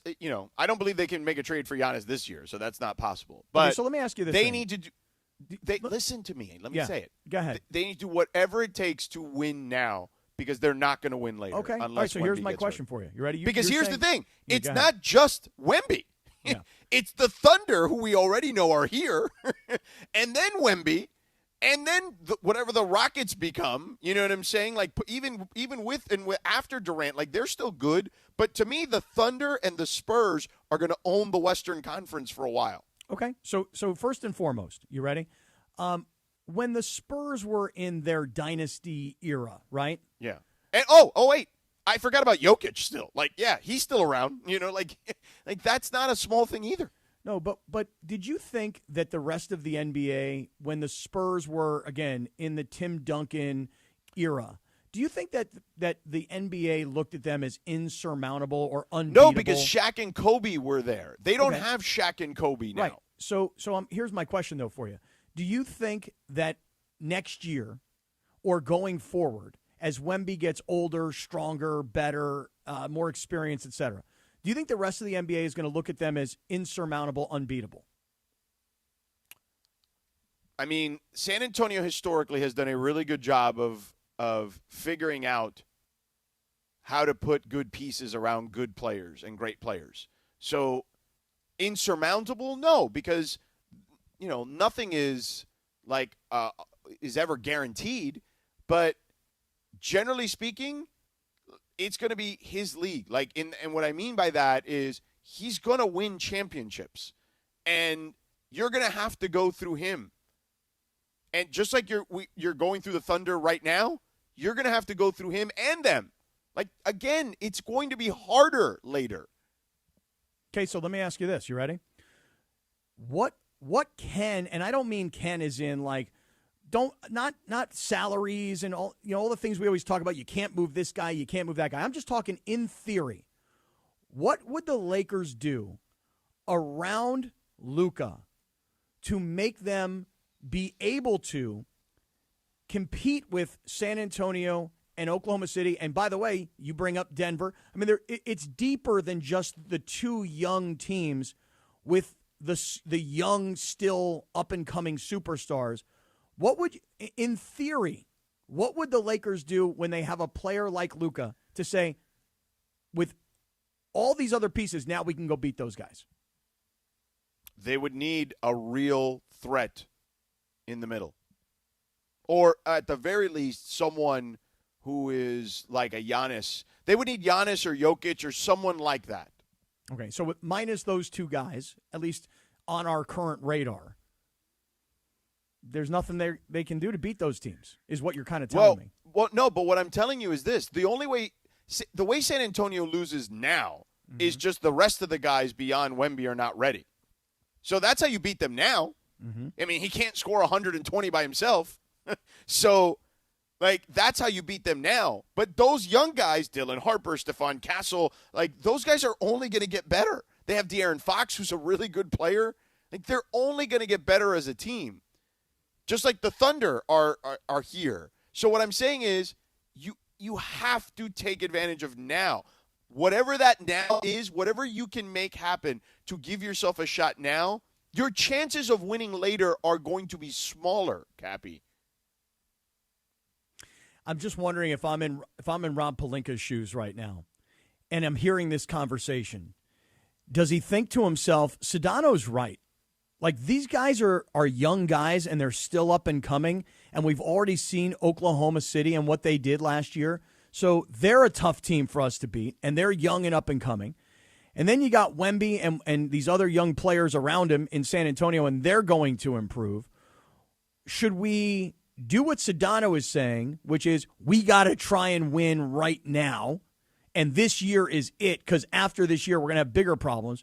Or should we be thinking to ourselves, the longer-term future, how the hell are we going to get past these guys when we don't have anybody near the size and the skill of Wemby, or really Chet Holmgren for that matter, or Jokic for that matter? And if you can't get Giannis or Jokic, the two names you just gave us, what do you do then? Real question. You better find someone who can play big, because you can't. You can't. You got to find someone that can play big. Or at the very least right now, that can defend the perimeter at a high level, because that's the way you probably beat the Spurs, is you make sure the others have to try to, you can control the others, because Wemby can't score 120 by himself. And with the Thunder, they're a perimeter-oriented team in the sense that outside of Holmgren and Hartenstein, who's a limited player as a big, they don't have a lot of size. They're just very long and athletic. So you need to add perimeter, another big, and you need to add perimeter help defensively. You think Golden State thinks that this year they are championship contenders, because even though they also don't have, again, I don't think anybody's got the bodies of what Wemby or Holmgren have. Do you think that Golden State looks at it and goes, well, but we can drop bombs from all over the place, and we can maybe outscore these guys with three-pointers, and we are a championship contender? You think they're thinking that? The Lakers? No, Golden State. Yeah, Golden State thinks that. But Golden State has good perimeter play. They have Draymond Green, who's one of the best defensive players in the sport. Even though he lacks size, he has savvy, guile, whatever you want to call it. Some people would say maybe in borderline dirty. And he's going to struggle, against Wemby too, but at the very least, he's the type of guy, and I'm not calling him Dennis Rodman, but he'll get in your head, Cappy. He will do things to frustrate you. That's his game, right? And on defense particularly. But yeah, the Warriors at least have way better depth, in my opinion, than the Lakers. Yeah, so I'm just thinking to myself, okay, you come into the season, you had your entire offseason, you made the moves that you could make. I thought yesterday Wendy did a really, really good job of explaining to us from his perspective, hey, with the resources that the Lakers had and with the available players that were out there, it was a good value, DeAndre Ayton. He's not a great player necessarily, but he's also not a $35 million player. Marcus Smart was a nice addition based on what his history is and what his salary is. These are good values. That's how Wendy presented it yesterday. But being good values are ways to fill out rosters. They're not ways to win championships. So I think what I'm hearing you say, though, George, is that going through the offseason, making the moves they made, building around Luka as best they could, they're going to have to revamp the roster in season. And the likelihood of revamping the roster in season and then going on to win a championship, I don't give that very high odds. Well, I don't know, but you can't just stand pat, is what I would say. You can't just stand pat at this point. Are we going to break already? No, we're just doing a read. Oh, really? Tell us about our friends at Sellers Advantage, Cap. Oh, it'd be my absolute pleasure to do that. I was telling the story last night, George, because Rachel and I now need Steven Hernandez for another job.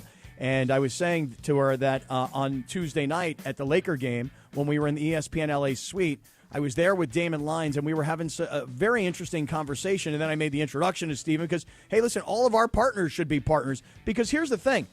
We have great partnerships, and Seller's Advantage is one of my favorites, and here's why.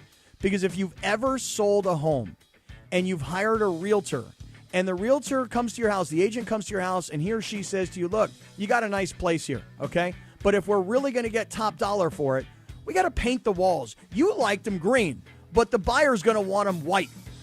Hey, listen, I know that you really like this thing that you did in the family room, but I'm telling you right now, the buyers don't want to see that, so we're going to have to put some money in there. Hey, by the way, we got to work on the landscaping. Before you know it, you're spending 30, 40, 50 grand. You don't want to put the money out. You're trying to sell your home, collect your money, and move on with your life.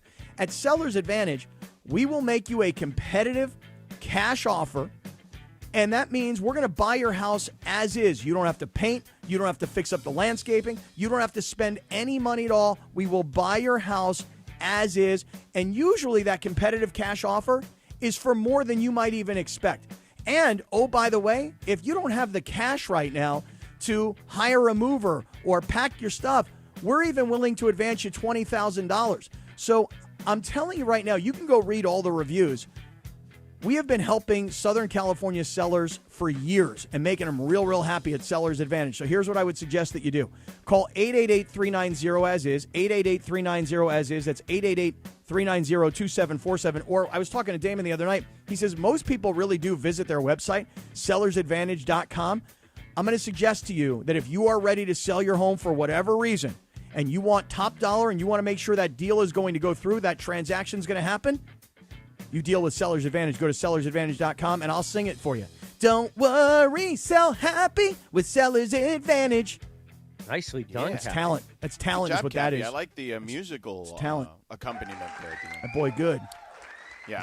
So Lindsay had some sound yesterday from your guy, Shaq Cappy, about DeAndre Ayton. Let's take a listen. Well, wait. You got to say, Shaq addressed the camera, looked directly into it, and said, Yeah. He said, "This is give for me you. give me camera one over there." Yeah, do it in your voice, Cappy. Yo, hey, Chuck, I want to get camera one right here, Chuck.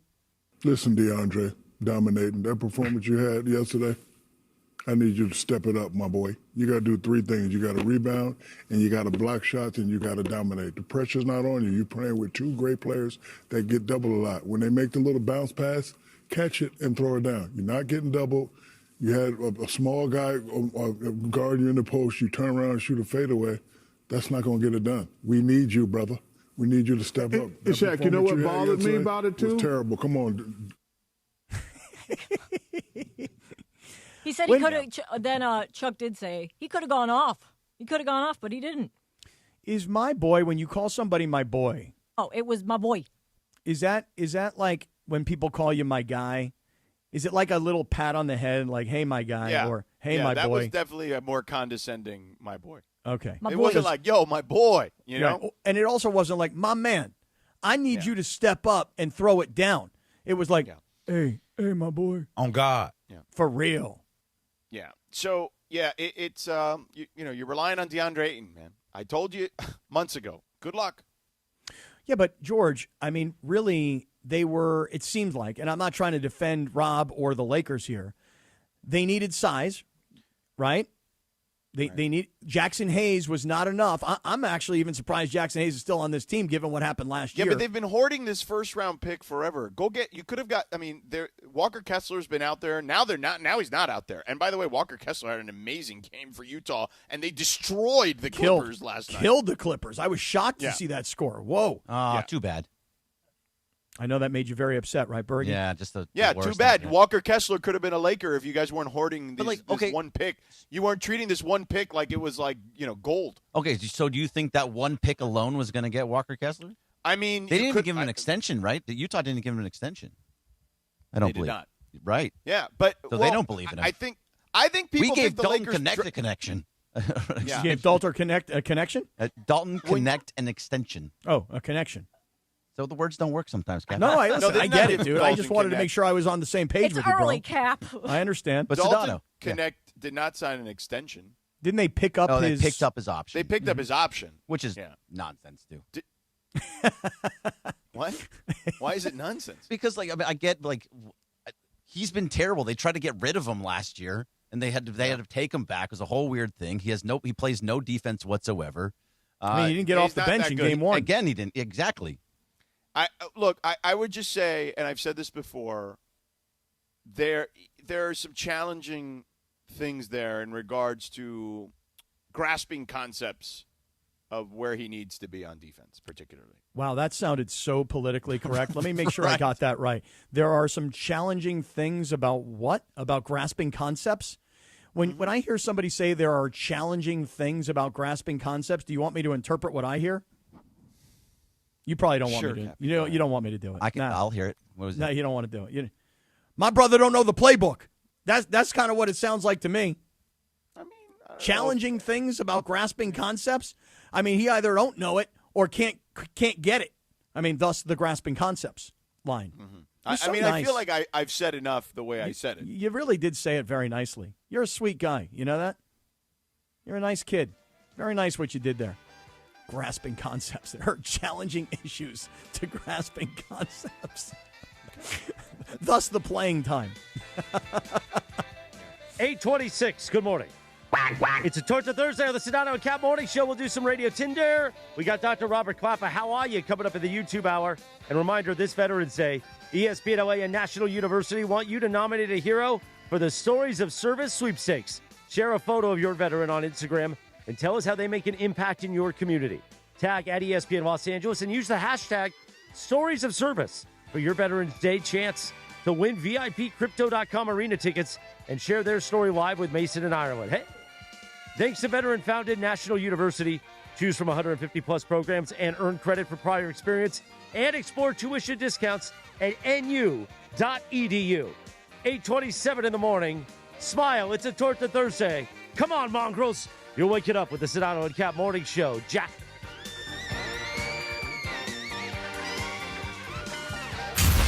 The Sedano and Kap Morning Show. We'd like to thank our founding partner, Providence. Providence, caring with compassion in Southern California.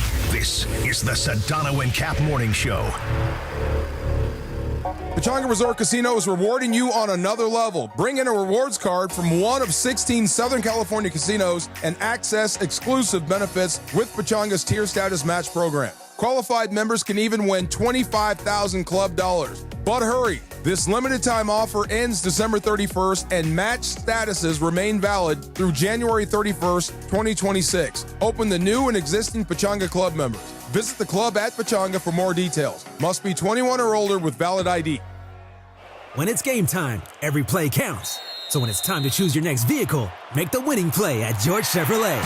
From the powerful work-ready Silverado to the family-sized Traverse and all-electric standouts like Blazer and Equinox EV, George Chevrolet has an incredible selection and a championship-caliber team ready to help you get the perfect Chevy at the best price. Visit them off the 91 Freeway, Lakewood Exit in Bellflower, or shop online at GeorgeChevy.com. That's GeorgeChevy.com. Chevrolet, together let's drive.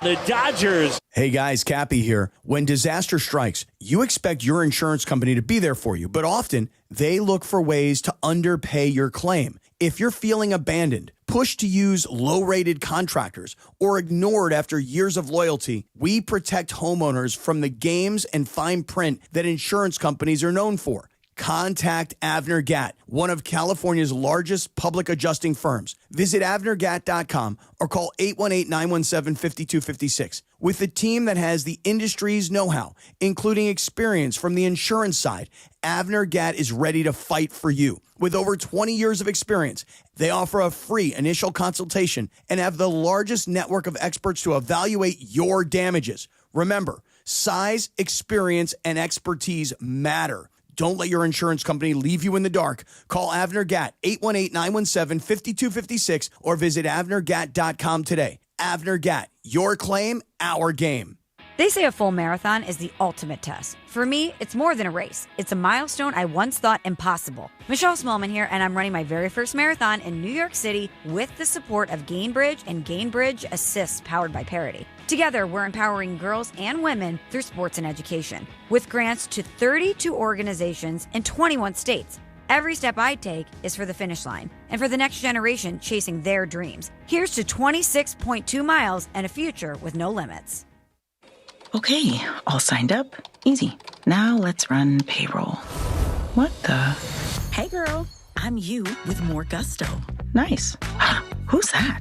New social media manager, hired and onboarded with gusto. And spoiler, we're kind of famous now. Wait, we're famous? Oh, well, I'm famous. Payroll, benefits, and HR. Designed and built for small businesses. Choose a future with gusto. You're hanging out with the Sedano and Kap Morning Show. The balance of how you drive me crazy and also make me laugh hilariously is like the perfect balance. See that? Perfect balance. Yeah. Perfect balance. Yeah. Back to Sedano and Kap. 8:30, good morning. The Sedano and Kap Morning Show on a Torta Thursday. On this day in 2015, Adele released the song Hello as a single. Hello. Oh. Hello. I told you I saw Rich Paul yesterday. No Adele, though. No Adele?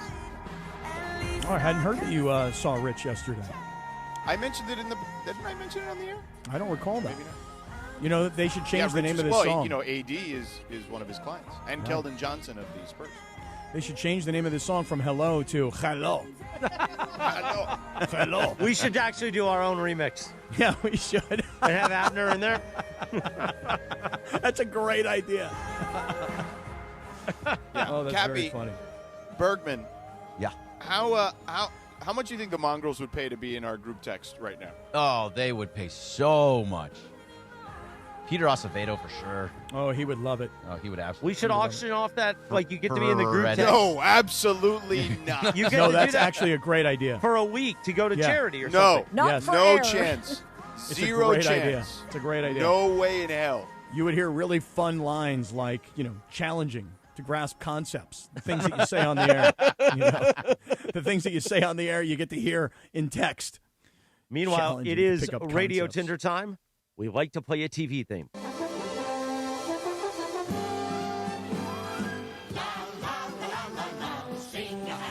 On this day in 1958, the Smurfs first appeared in print. You know they're still making movies about this? Oh, yeah. Good movies. Really? Last month. Yeah, it just came out. Yep. I like when that little guy's blowing on the trumpet. I think Rihanna's in it, right? All right. So. Yeah, I think is. she's that one. She's the Smurfette, girl. right? Yeah. Smurfette. Girl Smurfette. Smurf. Yeah. Smurfette. Girl Smurf. You can follow her. Girl Smurf. You can follow her at Lindsay Baseball on Twitter or Instagram. Don't forget on our sponsor for Radio Tinder. They got the hardwood and the morning wood. I'm holding it right now. Our friends at Hernandez Wholesale Flooring. Producer Jorge is wearing the cap. Hernandez Wholesale Flooring. If you're in the market for new flooring, shop at Hernandez Wholesale Flooring, where every day is a deal. No gimmicks. Call 866-624-FLOOR or go to HernandezWholesaleFlooring.net. No sale beats wholesale, homeboy or homegirl. Take it away, producer Lindsay. Thanks, Christopher. All right, so Grandpa Joe Flacco, or as my cousin likes to call him, Grandpa Turnover, even though he's been okay with the Bengals so far. Grandpa Turnover, He got a little philosophical during his media availability about eating alone. go sit at a restaurant by myself and realize that, man, that's pretty enjoyable to do. I tell people all the time. I mean, I used to see guys sitting at a bar by themselves or, just sitting by themselves eating and grabbing a little meal. And I'm like, man, I feel so bad for that guy. Like, you almost want to go join him. And now I realize, that dude was in heaven. So I want to ask you guys, are you eat by yourself type of guys? Oh my God, I have grown to enjoy it just to be just because here's the thing, just because you're alone doesn't mean. First of all, there's two reasons. Number one, you could be with your own thoughts, right? Like I think that's actually necessary as a human being. Could Sometimes be scary for Cappy though to be alone with his own thoughts, right, Cappy? Well, I mean, it's multiple personalities. I mean, on this hand, I feel like this. On this hand, I feel like that. I mean, I'm going back and forth with myself. But I also feel like you, Cappy, and occasionally, I'm okay with just sitting there. I'll put my AirPods in, listen to something while I'm eating. Maybe sometimes I want to, I got a friendly bartender if I'm sitting at a bar eating lunch or something, and we'll chit-chat for a while. He and I will talk, or she and I will talk, and just, have a pleasant conversation for 20 minutes while I eat. I'm 100% totally okay with eating by myself. That's total. I have no issues with it. And I was like Flacco. I used to be very judgy about that. Now it's like, bro, what kind of insecurity do you have that you can't eat or do anything by yourself? I really loved what Flacco was saying because there was more to the story, which was, his wife and his children are back in New Jersey. And he has decided rather than move them all around the country as his career is becoming one of these things where he's moving team to team. You know what? Keep the kids home, keep them in their schools, keep them in their routine. But I'm here by myself, and it could be a somewhat lonely thing, especially when you're in Cleveland. And the next thing you know, you're traded to Cincinnati, so you're living in a hotel, and you're all by yourself, and it could be a very lonely thing. But as he was saying, he'll get to a bar or a restaurant 4:30 in the afternoon, so it's quiet and there's nobody even there, and he can just kind of zone in on what he wants to think about. I don't have a problem at all eating by myself, although I will say I don't really do it all that often. I did do it this week. I think it was Monday night because Chris stiffed me, and usually we go to the Lazy Dog together. But he was, he had his medical thing and whatever else, and I was by myself. A medical thing? No, you went on your taco tour with Beto on Monday. No, that was lunch. And I had a CT angiogram and was in a tube. I mean, it's not just a medical thing. Well, you calm down. Isn't it? It is a medical thing. I mean, geez. You're not grasping the concept there, Cappy. No, I'm having a hard time. I'm dolphin connecting right now. Let's calm Cappy down for a second because his internet's cutting out. Go ahead, Questions are getting him. All right, so next one. I saw that. Sorry, I have my mic open. I saw that Alan Hamill, who was married to the late Suzanne Summers, recently on a podcast talked about how he created an AI clone of his late wife, and he said that actually him and Suzanne started doing this together about 10 years ago. And he said that they sat down with this company that did this. She answered a few questions, and they kind of, used AI to make her into a computerized version of herself.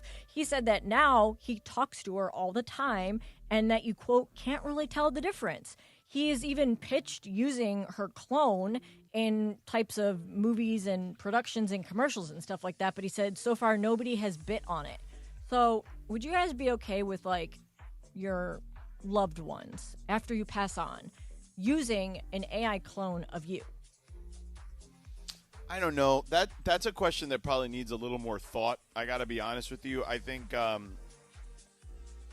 don't know. I mean, on the surface, maybe yes. But I think a lot of it also depends on how that person passes away. I think that's not a one-size-fits-all situation. What if right now Kelly came to you and was like, some of my friends have tried this, and I'm wondering, maybe, because I guess Alan Hamill's idea is that, her work can continue to live on, and, the estate, meaning him and her, can continue making money. I get what you're saying, but if someone dies, tragically, I don't know if that's I don't know. Maybe that's a reason you'd want to do it more. Maybe some people would want to do it less because of that. I just, it's a tough question, Lindsay. It's also a slippery slope. That's where we start going too far. Yeah. Here's the thing. People dying is part of life. Going through the grieving process is part of life. I mean, that's part of the journey. Now we're affecting the journey if people never actually die. It's weird. So I don't think any of you guys have been watching The Morning Show, the most recent season of The Morning Show. No, I haven't. I love that but series. There is a very strong AI like storyline going on there. And since I don't know if you guys are planning on watching it, so I won't spoil it because it just came out.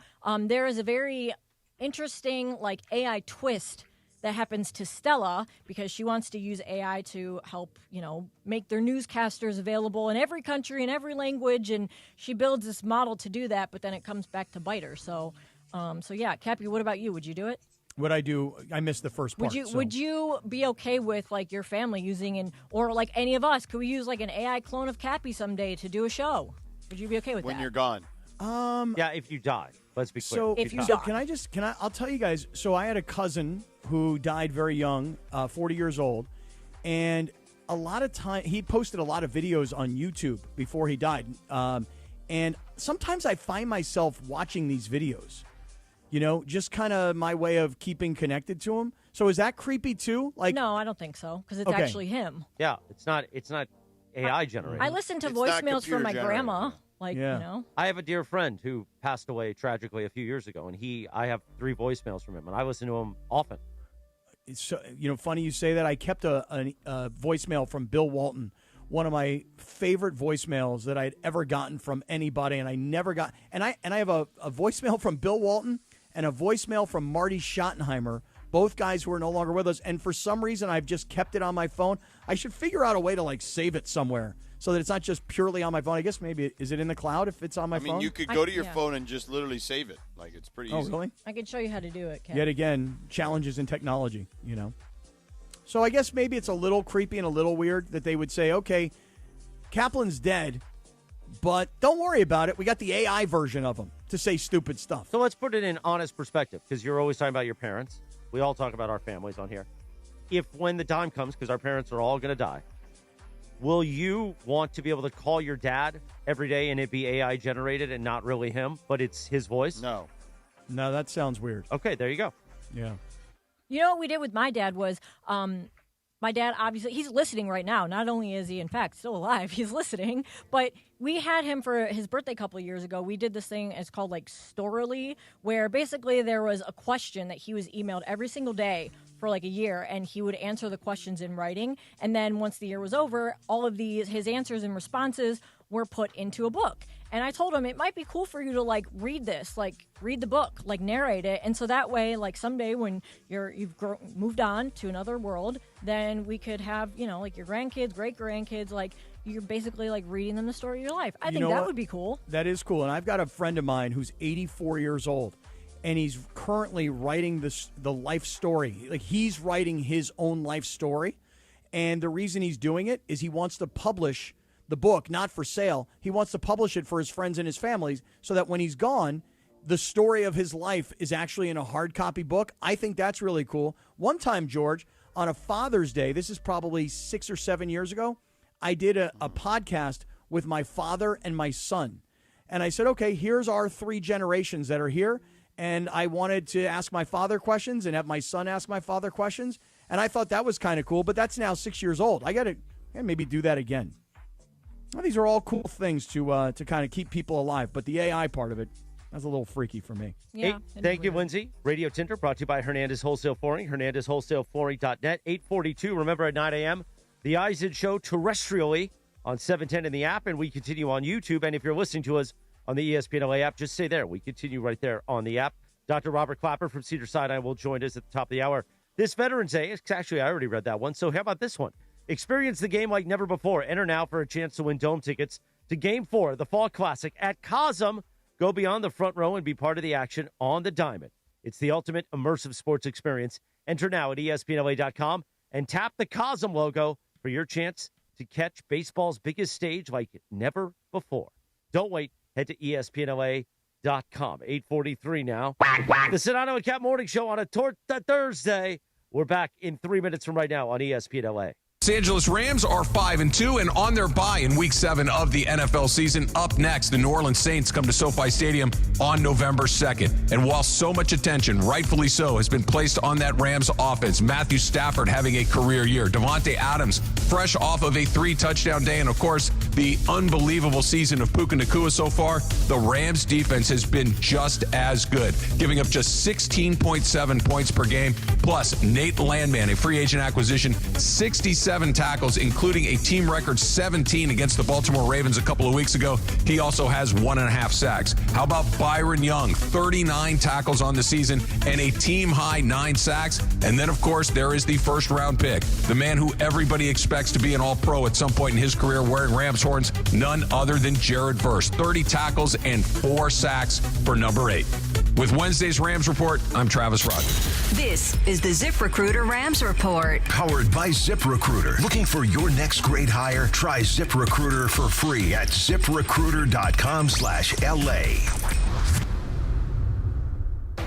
When it comes to hiring, other job sites are still huddling while ZipRecruiter's already in the end zone. That's why over 4 million businesses have used ZipRecruiter to hire, and why 4 out of 5 employers who post on ZipRecruiter get a quality candidate within 1 day. Get in the end zone with ZipRecruiter, the smartest way to hire. Try it for free at ZipRecruiter.com/LA. That's ZipRecruiter.com/LA. The Sedano and Kap Morning Show. Bottom of the ninth, bases loaded, crowd rocking for Rotolo Chevrolet's top hitter, Mike Capozio. He's facing off with the Bulldog, and these two have quite the history. Here's the pitch. Oh, he got all of it. That ball is out of here like a red Corvette, and it's going and going and going. Yes! Dad, are you having that dream again? Come see what the fun is all about at Rotolo Chevrolet. Texting enrolls you in a recurring automated marketing text messages. Consent not required to purchase. Message and data rates may apply.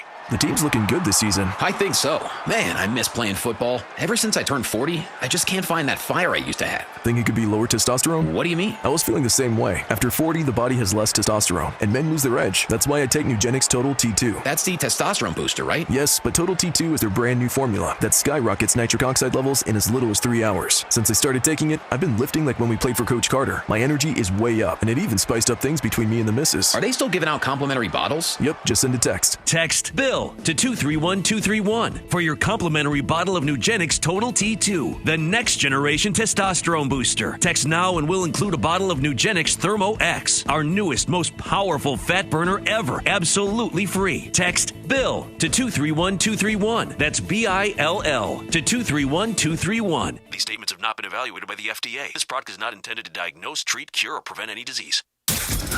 You're hanging out with the Sedano and Kap Morning Show. Oh, Dion. I. George Sedano. LA, baby. Scott Kaplan. What's up, LA? Yeah. What's up, LA? Hey. More Sedano and Kap right now.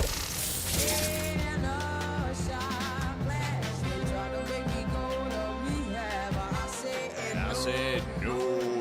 8:46. Good morning. The Sedano and Kap Morning Show on a Thursday on this day in 2006.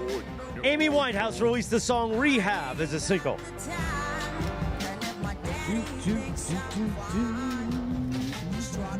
It's also Swallows Depart from San Juan Capistrano Day. I couldn't get through it. Wait, what? I couldn't get through it. I'm sorry. What? Say it again. Say it again. I'm sorry. 3-2. 3-2. Today is also Swallows Depart from San Juan Capistrano Day. Did you say swallows? Swallows depart, as in the birds. Bird. Yeah. They depart? I tried to do it. Jorge said I couldn't make it through. He was right. Yeah, couldn't do it, huh? Swallows. Remember swallow? Tomorrow night, we're not going to San Juan Capistrano. We're going to Santa Barbara, but Stephanie and I will be on the Amtrak. That Pacific Surfliner, Jack. Because a lot of times you take the train to San Juan Capistrano. That was the transition. San Juan Capistrano, when and you the Swallows are there. When you stop on the train, let me tell you, when you stop on the train in San Juan Capistrano, you're like, where the hell am I? I got to get off this train, and I got to walk around this town.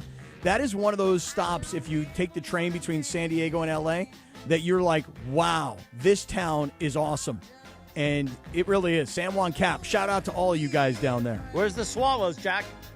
Good question. Very good question.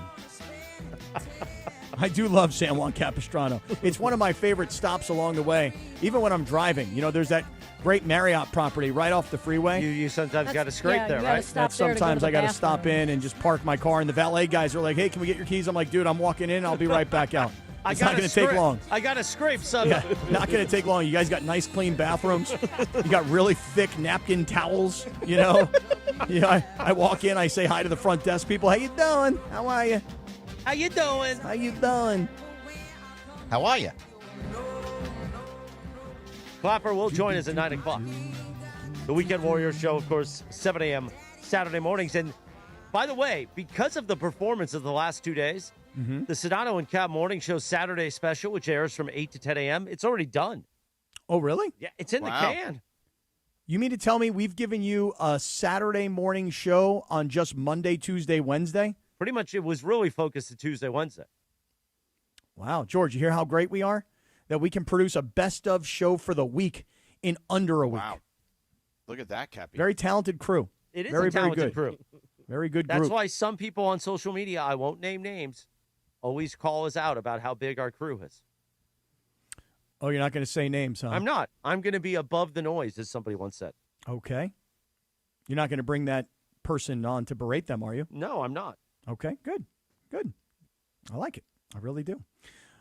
So besides Dr. Klappa coming up in the 9 o'clock hour on YouTube, am I to understand that today is the day where we go back into competition amongst the entire crew for a little picks against the spread? Because tonight, George, Thursday night football. Bum, bum, bum, bum, boot-up, bat-dot. Thursday night football between my Minnesota Vikings. Yeah, you did. I understand. That's how I hear things. Bum, bum, bum, bum. And this week is interesting, Cappy. You know why? Because my Vikings come to town? No, because the Rams are on a bye, and so are the Raiders. So we have to get a little bit more selective, and it is tight. There are only 4 points separating you from first place. Yeah, this is going to be a tough week. And there's 9 points separating Sedano from first place. Mm-hmm. There's 10 separating Actually, there's 20 separating Bergman from first Berg, place. what happened to you, man? I fell apart. Like, so even my circa picks that I do, I'm terrible in them. Well, it's awful. But you're still going to win, right? Didn't we put money Yeah, on we you? all put money into you. We all backed you. See, but there's a silver lining. If I get really bad, if I'm one of the worst out there, you still get money back. Okay, so you have to either be tops or you got to be the absolute bottom. Are you a top guy or are you a bottom guy? I don't like to admit this, but in this, I'm a bottom. Hey, it's okay. Okay, well, you're a bottom feeder at the very bottom of all of the people who are making these picks. Right, yeah, like 10,000, 20,000 Gosh, people. we are just so juvenile, and I love it. Yeah, me too. I do. I really do. But I'll tell you this, George. Chargers and Vikings tonight. If you were watching the Chargers and the Colts last week and you saw all the empty seats in SoFi Stadium, and I mentioned to you that 2 days ago I looked at tickets, $25 for, what you would call the, upper bowl at SoFi, $25. And so I hope the Vikings fans tonight, Jay Guidos, Mike Trudell, Grande Alejandro, all my Vikings fans out there, I hope you guys are bringing your A game. Skol, all of y'all. I hope you guys are bringing your A game tonight because gonna need it.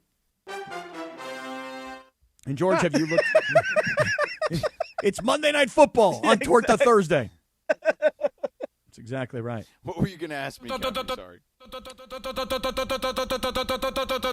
Torta Thursday. I've been looking at the Charger injury report because you and I were talking earlier this week about what happens to the Charger offensive line when Joe Alt comes back. He is listed today as questionable, so I suppose that's better than doubtful or out. He did have some limited participation in practice this week. But Cappy, some people say you're questionable. I would say, Lindsay, that I am doubtful. I feel like you're more of a day-to-day guy, right? Yeah, more of a questionable day-to-day game-time decision type guy.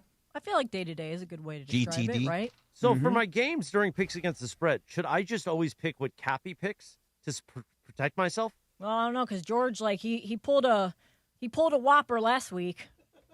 He pulled a Whopper. You gotta put 2 hands on that Whopper. Like a flame broiled. Baconator. Yeah, right. He pulled a flame broiled Whopper. When's the last time you had a Whopper? I think He for me it's like mollywopped us. 17 years. Oh since my I God, had it's a been years. Actually, you know what? I had one in France. Interestingly Wait. enough. Remember the So- time that DeMarco was sharing his location with me, and he accidentally, on accident, Was he that went to Burger King to get a Whopper? But I think he had the plant vegan one. based. Yeah. The plant based Whopper. Yeah. That was funny. I had one in France because we were driving to the countryside from Paris when we had rented a car, and we had just landed, so we were starving. And the first thing we saw was a Burger King as we left Paris to get outside the city, and we stopped at a Burger King. That was the last time I had a Whopper. So yesterday, Chris and I drove from downtown L.A., and we drove down to the Anaheim train station as I was heading down to South L.A. And Cappy took the wrong exit 17 times. Yeah, I have the hardest time It took with us like GPSs. 2.5 hours to get back. I literally have the hardest time with GPSs. And this is not a joke. No, It I'm is not so joking. frustrating because I'm like, don't get on a GPS. Just let me tell you where to go because I've done this commute my entire life. And he won't listen to me. He's I'm one of the those same people way. that's I'm the like, same way. I got to put it in. And then he goes the wrong way because he's Well, like, I that's can't it. follow it. And you know in L.A. traffic, if you accidentally get off and you don't get One in the mistake. left lane, Yep. it's now another 14 minutes to get back around. First, I was trying to get on the 110 out of downtown, and I accidentally got on the 10 going west.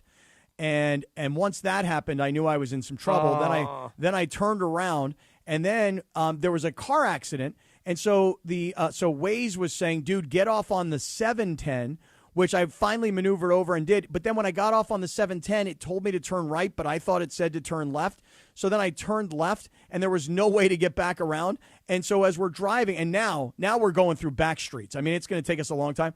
But, Chris, I looked over to the left, and there was what looked like a brand-new Burger King. And it said something like flame broiled since like 1932 or something like that. And I thought the exact same thing to myself yesterday, like, when was the last time the brother went to Burger King? Maybe I'll do it today. I went to a Burger King actually a few years ago for you guys because we were talking about the classic chicken sandwich, and I remember doing a bit in my front lawn. I don't remember why, but anyway. Eisen coming up at 9 a.m. We are headed to YouTube, sucker. Happy Torta Thursday. It's 8:55. Smile because you're starting your day with us. We're back on YouTube in 4.5 minutes from right now. It's a Torta Thursday with Sedano Kap. Quack, quack.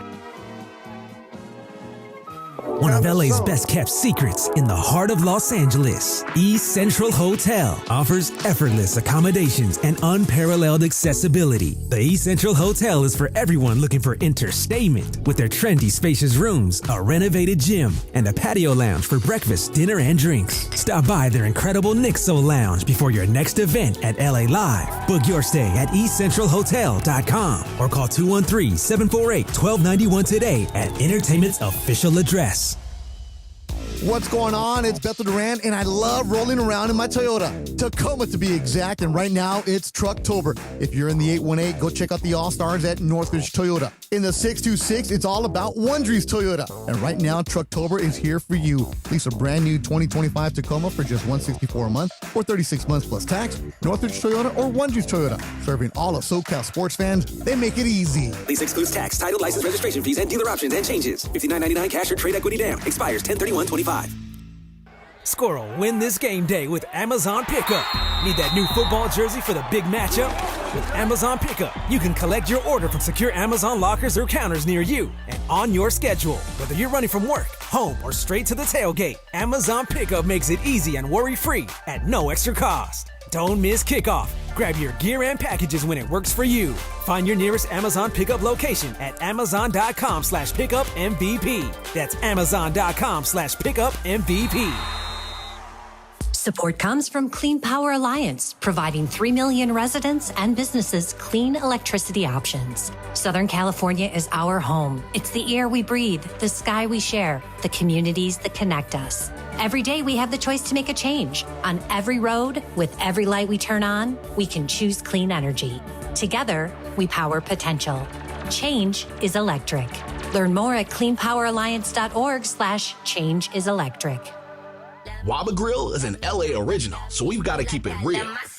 Real fresh with our Asian-inspired menu that's grilled to order every time. Pick me up and never put me down. Real quality with our marinated proteins like hormone-free chicken, ribeye steak, wild-caught salmon, and shrimp. Real flavors with our signature sauces from sweet and spicy to fiery hot. Download the Waba Rewards app today or order online at wabagrill.com. Waba Grill, keeping it real every day for you.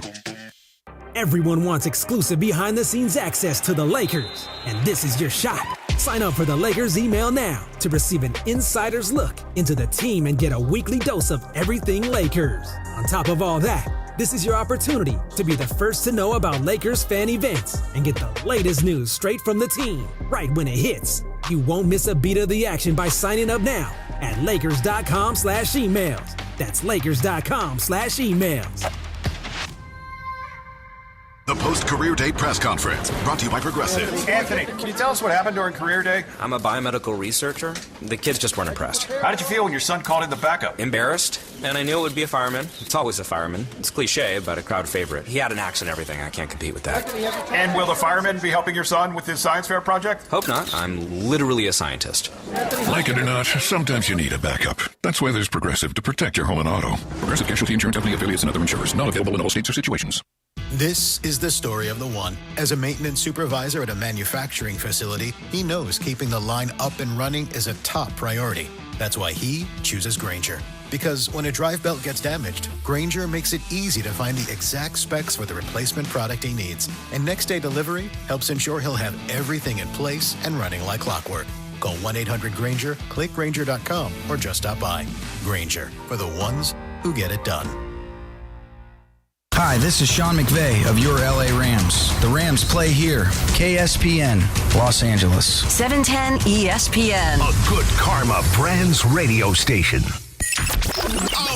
Previously on the Sedano and Kap morning show. He was like getting ready to they were getting ready to really lock in. And, yeah, they were probably going to rehearse, and you were there. And when I touched him on the shoulder, he knew exactly who it was and what was happening. And Grant Hill was like, "Yo, what's going on here?" And his producer, who was to the right of him, the producer was like, "Yo, bro, like we're about." And Noah's like, "No, this is priority. This must happen right here, right now." Yeah, like the cameraman was standing in front of them, like holding the camera right on the they were going to rehearse. No, they were ready for sure. And Noah fully took off his headset, turned around, and the Grant Hill turned around and looked at all like me and Tim who were standing right behind. Who are you people? What are you doing? Yeah. Why are you doing The that? Sedano and Kap morning show is on the air. Victor, your first basketball game in 8 months, and you get a victory. What is tonight like for you? God knows I've worked hard in the summer, so it's paying off. All dreams are allowed now, The biggest show in ESPN LA history. A little sabor? Give me a freaking break. Yeah, I don't think people like being called hacks. You're the güero on the radio. Giant Mexican, horn section. And Did you have me on your show to berate me? Is that what you're doing now? You want to lay in bed together and watch the show? Hi, it's Troy Santiago, the Spanish voice of your Los Angeles Rams. And it's a Torta Thursday, right here on the Sedano and Kap morning show on ESPN LA. Hey, good morning. What's up, LA? What's up, LA? Yeah. What's up, LA? Hey. Torta Thursday. Scott Kaplan, eat a fat one, bro. The Sedano and Kap morning show on 710 ESPN. The all-new ESPN LA app and on YouTube at ESPN Los Angeles. We're bigger than U.S. Steel. Wow, that's crazy. Right now. Well, you want to Bit Boy. You guys can do this. You know what you're working with every day. It's the Bit Boy. It's a Torta Thursday with Sedano and Kap. Here it comes.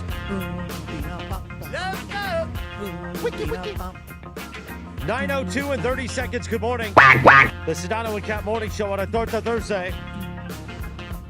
The breaking news this morning, early in the morning, before many of us woke up, is that the FBI has arrested a few individuals with NBA connections, namely Chauncey Billups, coach of the Portland Trail Blazers, in a combination of organized crime / gambling / poker games.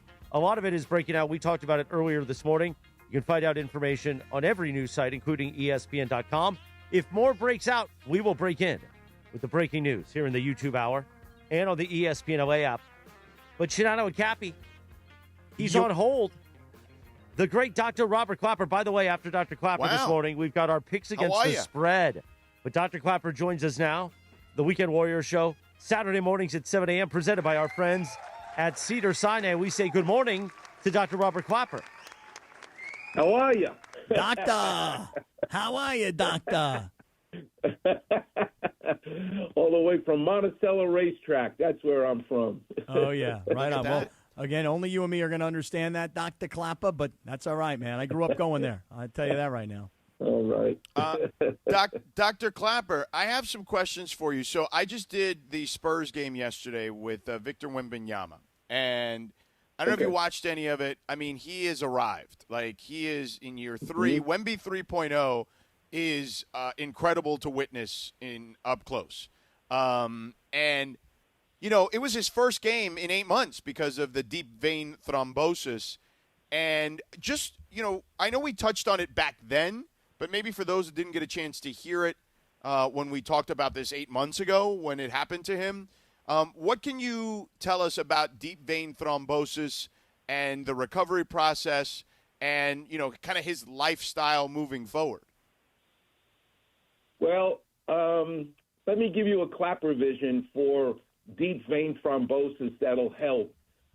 I guess when you take water and put it in the freezer, it goes from being liquid to semi-solid, slushy, and then it becomes an ice cube, right? Those stages that it goes through. Blood is very similar because it flows as a liquid. It's either oxygenated, coming from the lung or going to the lung, so it needs to be transported as a liquid. But as soon as there's any kind of trauma, that blood starts to become like chocolate pudding, and then it really can become quite hard. It can go through just like water slowly becoming ice. And the medication that you got to be on is to kind of keep it in that liquid stage and don't let it get to be chocolate pudding or something thicker. It either comes from trauma, being on the airplane for too long, or it just is the nature of the genetics that you have. It has nothing to do with his height, that's for sure, except when you are that tall, you really have to crunch up much more when you get on an airplane. And I think that that's probably the only connection that I can see. But it's not going to be life-threatening because we're very good at being able to treat it. Hey, Doc, just one quick follow-up on that. Once it's treated and he's healthy and he's back like he was last night, is that it? Is it the end, or do you have to continue to treat something like that? So, great question. If it occurs because of trauma to the inside of the vein, which starts this cascade, we call it, of clotting, then once you treat it, he's done. It won't, you don't traumatize it again. You'll be fine. But if there's at all an association to his genetics, then by definition, you will need to treat this for the rest of his life with blood thinner. All right. Hey, Doc, we are now, today's Thursday, so, if you're kind of jonesing for what you want to watch tonight, you got this Charger-Vikings game, go Vikings, but then we get into the World Series tomorrow. And what we saw last Friday night from Ohtani is truly one of the greatest individual performances across any sport at any time in history.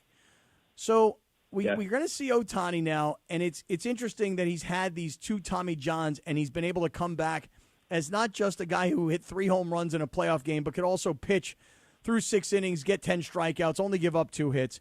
He's had it twice. You got to explain to us the difference between like a first Tommy John versus a second Tommy John, and you kind of got to explain that to us.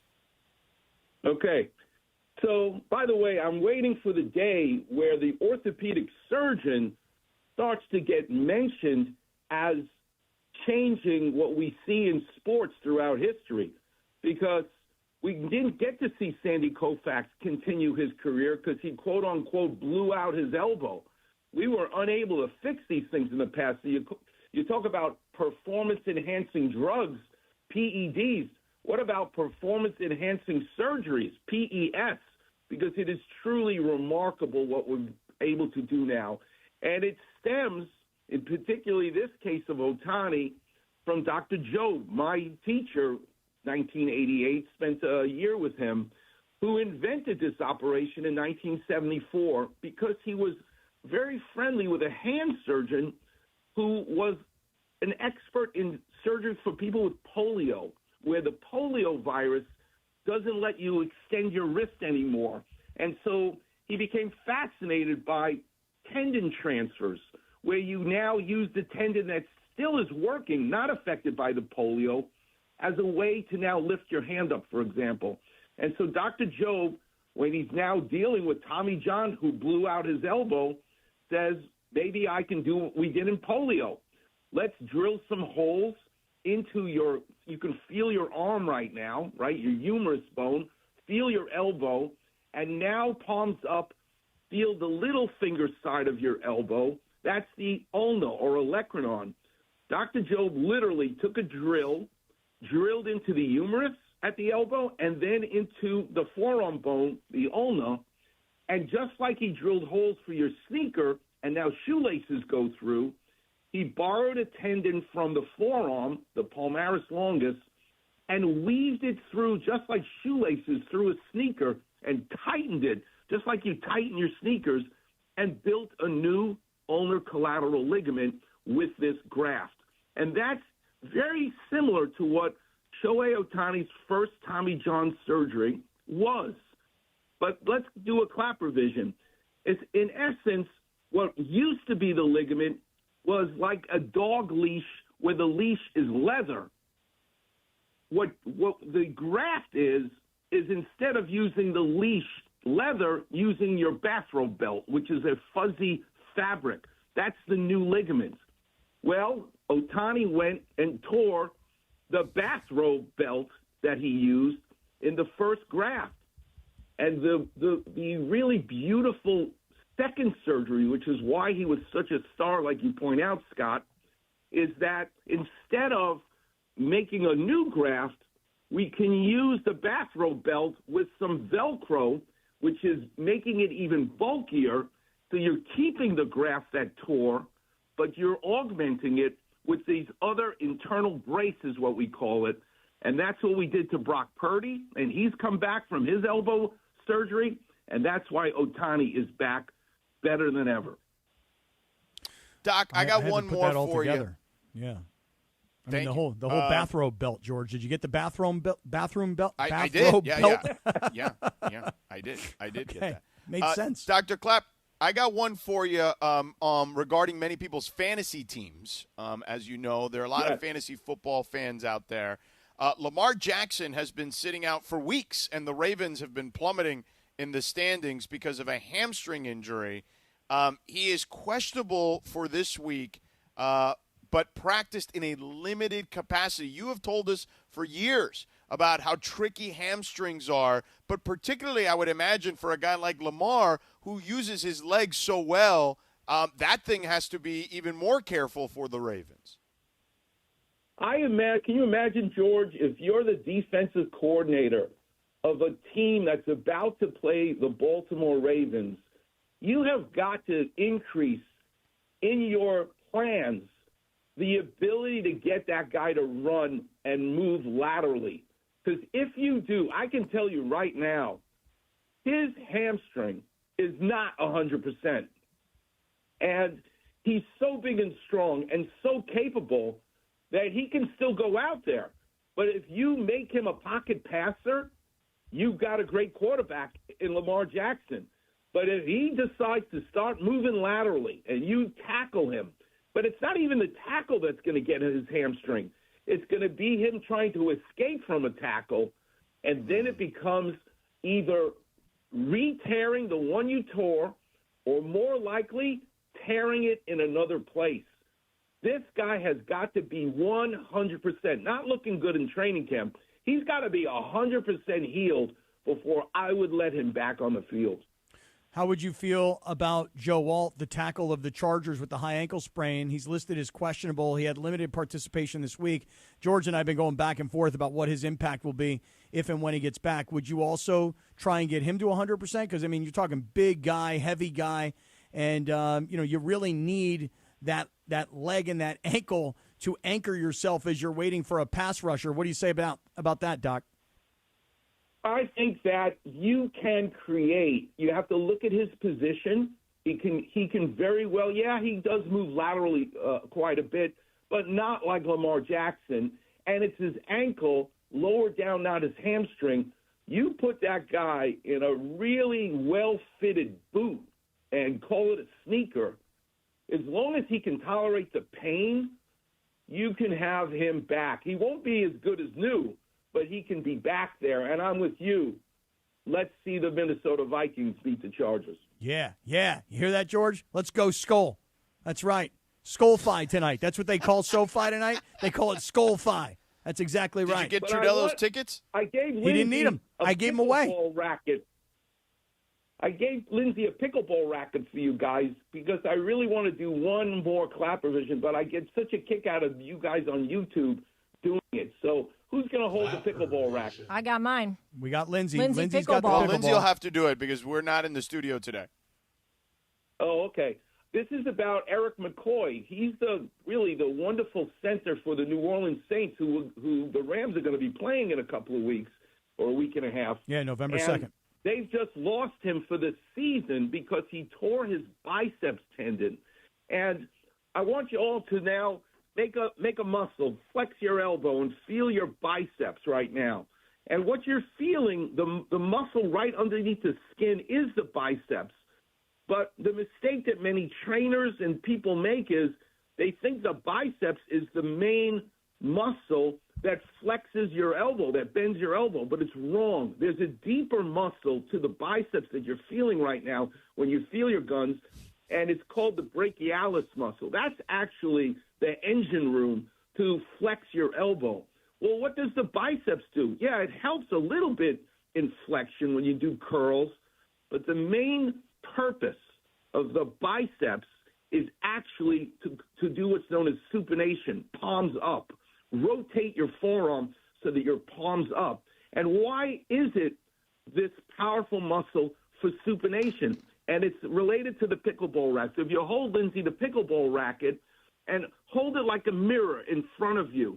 Now, if you want to rotate it 90 degrees, you take your other hand, you feel the edge, and you pull on it and you rotate it, right? Whereas if you put your hand on top of the pickleball, it would come down. But if you hold it on the side, you can rotate it, right?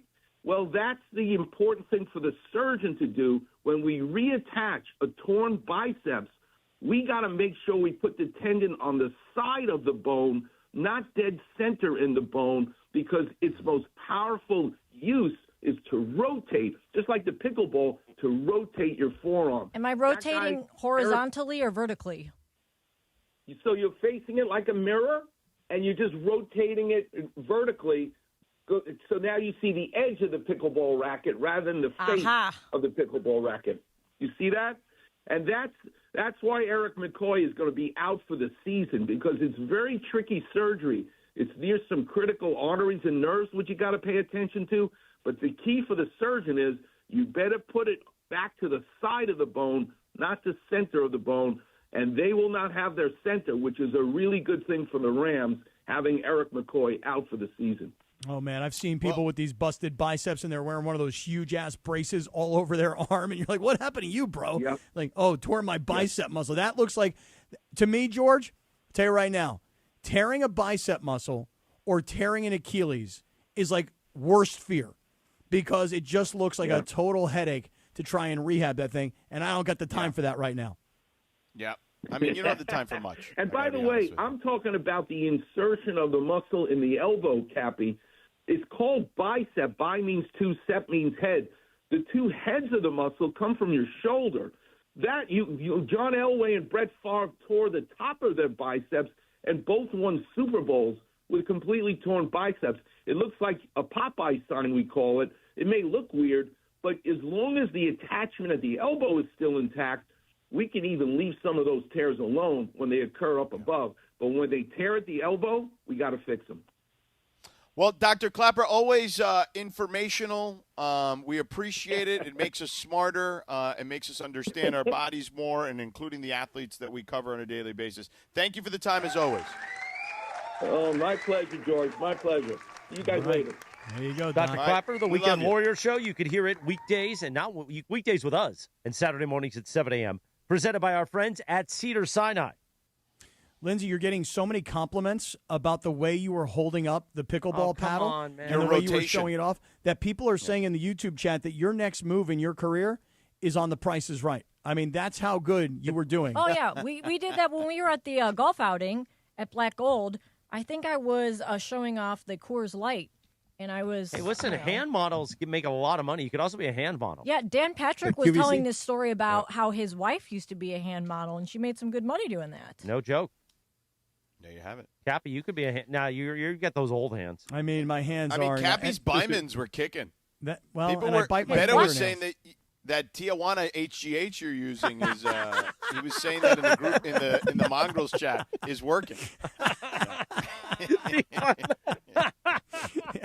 Jorge's primo goes down to TJ for me and No, gets don't me blame at me on, HGH. don't put me on this. No, that's true, man. His primo. I give him $200. Man. So we want to get into picks against the spread now. We want to wait. What do you want to do? Yeah, let's just do it now. Hit the music, producer Jorge. It is a showdown week as we head to week number 8 of the NFL season. The Rams on a bye, the Raiders on a bye. That affects our picks against the spread. And I give it to the one who could be the hand model. Producer Lindsay Baseball, take it away. Thanks, Christopher. As you guys know, our current standings are in 6th place is Berg with 42 points. Very Raider-esque. Yes. It's close though at the bottom. It's close though. The bottom 3 are very close. You like it when it's close at the bottom. Briones is in 5th place with 43. Only one more point. And I missed the week. And he missed a full week. And he missed an entire week of picks. That's I right. mean, imagine if he Flag, got a baby. big goose egg. He didn't miss everything. He just didn't play that week, and he's still beating Bergie. Yeah, I that's only what's got 2 points this past week, so I'm moved from 3rd down to 4th. I've got 44 points. And then Sedano has moved up to 3rd with 53. Cappy's in 2nd with 58. And Christopher is in 1st place with 62. And our first Now, game. are we don't have the Raiders. We don't have the Rams to Right. work with this week. So we just have the Chargers of the teams we normally pick because we do those 3 very regularly. So that means we're picking 4 other games that, 2 of them we probably wouldn't include here, but it's also kind of a weird week. Like there's just not a lot of great games per se. So we've gone and Bergman and Lindsay have picked a crop of games that we think will be the most compelling potentially. And I think you've done a good job. There isn't a hey, when you didn't pick the Vikings Eagles this week or I was Bills going to Falcons. ask, is it Sedano Yeah. approved? Yeah, I told Greg, I think you guys did a pretty good job. You know what I mean? So now are we leaving the Chargers for the end because they're the only team of the Yeah, ones let's we do pick that. regularly? Are we doing them first? We'll How do are them. we doing We'll that? do them last. We'll start off with Okay. the 49ers Niners, at my 5. Texans, who are favored by 1.5. And as Briones just said, of course, he's going My 5, baby. 49ers, and that's his 5. I'm also going to go with the 49ers, but I have no idea what this game is going to be, so I'm just going to make that my 1. Berg, who do you got? I'm kind of confused about this line. I guess I can understand that it's in I am Houston. too. I am but too. the Niners have been good, and they didn't. George Kittle's back. McCaffrey looked good last week. I'm going with Niners, and that's going to be my 3. All right. The leader, Christopher Arthur Morales. So, as a devout Rams fan, it Devout. hurts me to pick the Niners, but I have to in order to hold on to my lead. I will take the Niners, and that is my 5. Oh, wow. Wow, I that's should have very switched it bold. just to kind of make it one. Cappy, how about you? Well, Chris was saying that he might just pick all the same games that I do just so that he can maintain his lead. Or maybe if he picks before me, maybe I should do the same thing. With the way the Niners have played even through the injuries and watching the Seahawks, who didn't play great, beat the Texans last week, they would have covered this spread no problem. So I'll join Christopher and Briones. I'll take San Francisco, and I'll make that my 5. We're either going to win together or we're going to lose together. That's not exciting. Can I get a ruling? Either way, we're going to finish together on our 5s. Sedano, can I get a ruling? Can I switch my pick? Ticket is in. Ticket is in. The ticket is in. Because another pick was already in. Yeah, sorry. That's a violation, All I right. think. I was trying to get a ruling. Sedano, do you have a ruling? I mean, I wouldn't care, but I mean, Okay, whatever, then it's that's a team. fine. Berkey, you can change it. Just switch it. I'm going to take the Texans and go with my 3. Okay. Well done. Thanks. All right, George. Very interesting. So look, the Nico Collins injury is a big deal too. Like I don't think he got hurt at the end of that Seattle game, and it's a concussion, so he's not going to be able to play. I don't believe. And their O-line stinks. I think the Niners win this game. I feel fairly confident. Like they just have been finding ways to win. McCaffrey's been fantastic. You know, Kittle is back. All the stuff Bergman said initially, like I agree with, even though he flipped his pick. I'm going to go Niners. That's my 4. I flipped it because everybody else took the Niners. I got to make a point. No, somewhere. I get it, but idea. that's a Cappy move, and that usually doesn't work either. Yeah. That's a good idea. You guys, very good idea. I have 42 points. Yeah. I'm losing to a guy that didn't pick a game a week. And Bergman has notoriously No, been I known. get it. I get what you're saying, but yeah, I don't. He's trust also the a guy, Texans. Bergie, that was in first place Right. early in the season and started to brag about being in first place when we're only about 2 or 3 No, he weeks was never in. in first place. He No, was in. Morales is always in Well, first. no, let me rephrase that. He was ahead of Sedano, and that was first place. And Okay? you got to understand, That- Bergman has always been an underdog story. He's a come from behind kind of guy. Yeah. And this, you got to watch him. Yeah. You got to watch him. I'm usually pretty good at this, too. The kind of hit that would have killed a lesser man. Exactly. All right, so for the next one, we're going to go Giants at Eagles, and the Eagles are -7.5. So we'll switch it up here, Cappy, because, you know, you and Christopher and who's picking based on who's. Who do you got, Cappy? Giants or Eagles?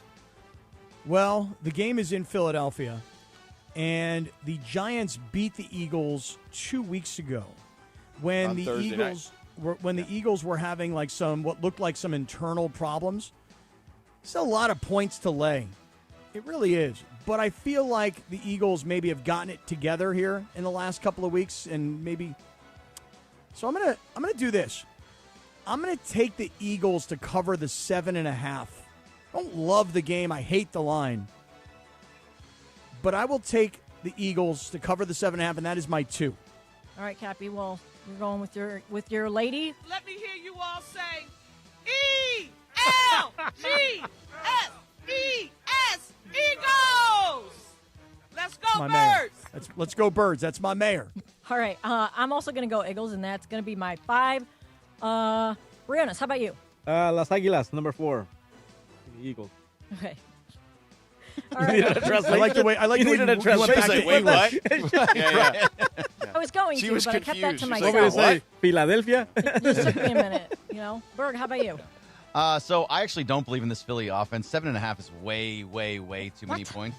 They scored 28 against the Vikings, which is a pretty good defense. But the way that the Giants play against the Eagles and in division, they should have beaten the Broncos last week, despite what happened in the fourth quarter. So I'm going with the Giants. I got Giants in my 2.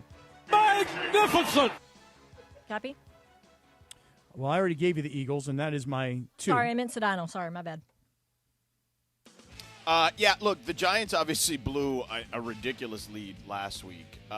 They gave up 33 points in the fourth quarter against a team that, I don't know. Like, Saquon hasn't been good yet. I feel like that's going to be something that's going to eventually change. Their passing game, though, is showing signs of life. A.J. Brown's been good the last couple of weeks. Devontae Smith, a big game in Week 7, too. I like the Eagles. It's a big number, so I'm going to make them my 3. All right. And Christopher. Cappy said Eagles, and that's his 2. Eagles, and that's my 2. Okay, I can make up some points here. I got 2 games against everybody. All right, next That's one great. is Cowboys at Broncos. Or you could fall deeper into the hole. That's very, very possible. Deeper into the hole. Right where they want you. Ha, ha, ha. Deeper. Cowboys at Broncos, -3.5. I'm going to go Cowboys, and that's my 2. I've danced with the devil. How about you, Christopher? So this is where Cappy and I might disagree. You've known you've hit a glory hole. Because of my love for Jer, although it is comedy, I'm going to take the Cowboys to win, and that is my 4. Okay. All right. Brianna, who you got? Give me the Broncos at 2. And Sedano, who you got? I mean, listen, the Cowboys' offense is fantastic, but their defense is atrocious. Yeah, I don't love either side. I'm going to go Broncos, but I'm going to make that my one. Man, can you imagine if they still had Micah Parsons? Just saying. I mean, they'd be moderately better. I still think there's a lot of holes there on defense. By the way, even though I think the Cowboys are going to win, there's a good chance they cover simply because of how the Broncos have won games recently. So you never know. Good point. Cappy? So Morales took the Cowboys, and that was his 4. Here's the thing. Denver had to give up everything they had in that fourth quarter. I mean, we've never really seen a team make that kind of a comeback and score 33 points in a quarter, not a half or a game, in a quarter. I think the Broncos maybe left it all out there. I'm going to take the Cowboys to cover because their offense is so powerful. And I'm going to take the Cowboys like Morales did.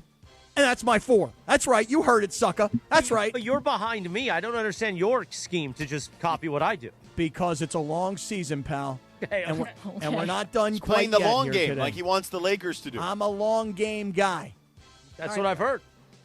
Berg, how about you? I think for all the reasons that you guys were saying, that their defense is so bad, I think Bo Nix kind of found something in that fourth quarter. I think he's gonna keep going on that. So I have Denver, and that's gonna be my 5. Wow. I don't trust the Cowboys defense in the slide. Okay. All right. All right. Next one, we're going to go Packers minus 3.5 at the Steelers. Here we go. And I'm thinking like here we go, Rodgers, Aaron Rodgers' revenge game, kind of, somewhat, even though they're not at Lambeau. So I'm going to go Steelers, and that's my 4. Pittsburgh's gone to Super Bowl. Super Bowl. Chris, how about you? Well, the Steelers got the best of me last week in my pick. So, wow, this one's tough. But I am going to take the Steelers, and that's my 1. All right. Jorge? Steelers, number 3. All right. And Cappy, how about you? So I got Hey Kinged on this game. Oh, wow. Really? Nice. Sunday night. Were you able to produce? You're going to let me get some tickets for the Steelers game at Acrisure? Hey, Dad. Yins are going to get me some of them Steeler game tickets for Sunday night, right? Get them field passes? So my son is going to the game on Sunday night. And hey, screw you, Dad. And I think he's stoked on this one. I mean, this is a great game to go to, right? I mean, Aaron Rodgers plays for the Steelers, and he's hosting on Sunday Night Football the team that made him a Hall of Famer and a Super Bowl champion. I'll take the Steelers, and that is my 3. Oh, my goodness. Okay. I like that one. Berg, who do you got? Green Bay, I still think, is one of the better teams in all of football, and I'm going to go with Green Bay, and that's going to be my 1. Not picking the Steelers there, eh? No, not. I like the song, but I like Green Bay better. Here we go. Here we go. Steelers. Packers. Cappy? Here we go. Pittsburgh's gone to Super Bowl. I mean, Sedano, who you got? I'm with Bergman on this one. Oh, no. I mean, Green Bay's put up, I think they've literally, I'm trying to look this up real quick. Hold on. Yeah, they've scored exactly 27 points in their last 4 wins. Micah Parsons made a huge impact, obviously, last week. I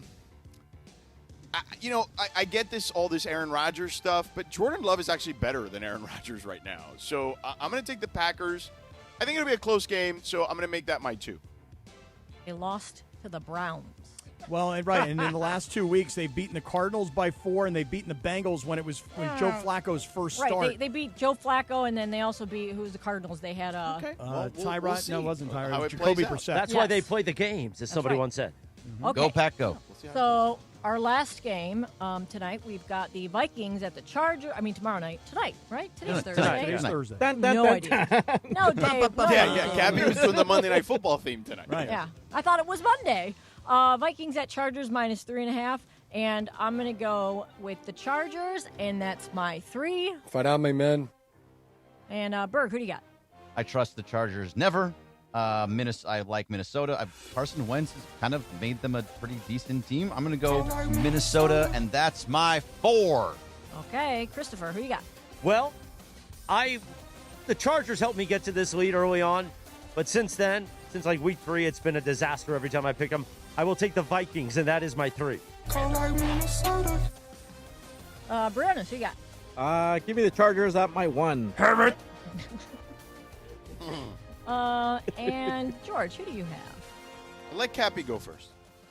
Okay, Cappy? Well, I'm very confident in this pick. I feel pretty darn jolly. So do I. I feel pretty darn jolly. I cannot wait to see my guy, Kevin O'Connell, come to SoFi Stadium tonight. Oh, no. With all that purple and all those Vikings fans in the house.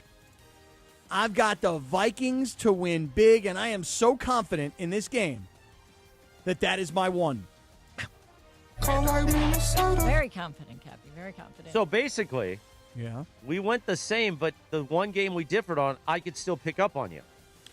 Well, or I could pick up on you. No, because we're the same on everything. Well, right, but if you're the same on everything, you can't pick up. Well, but if we're different on one thing, can't I pick up too? No, we're the same, so I would win, too. Huh? I'm confused. You said you're all the same on all but one? We put them at different values. Oh, you're doing the math. Yeah. Okay. Well, George is obviously saving his 5 for this one. Correct. Is it a hard 5 or a soft 5? Or an easy 5? No, it's a 5-5. Oh, nice. And that might be our finest hour. So here's the thing. Obviously, the Chargers have plenty of missing pieces, but we've talked about Joe Alt being questionable. I'll say this. Say it. Thursday night has had an interesting trend, okay? Tell us. The last 3 Thursday night football games have all seen the underdogs win outright. San Francisco against the Rams, the Giants against the Eagles, and Cincinnati last week against the Steelers. And the Vikings haven't won or lost consecutive games this season. I think the Chargers always play close games. The more hurt they are, that has been more of the case, even if they are going to be successful. 3.5, that hook is a big deal. The Vikings, I think, win outright. They are my 5. They should have lost to Miami.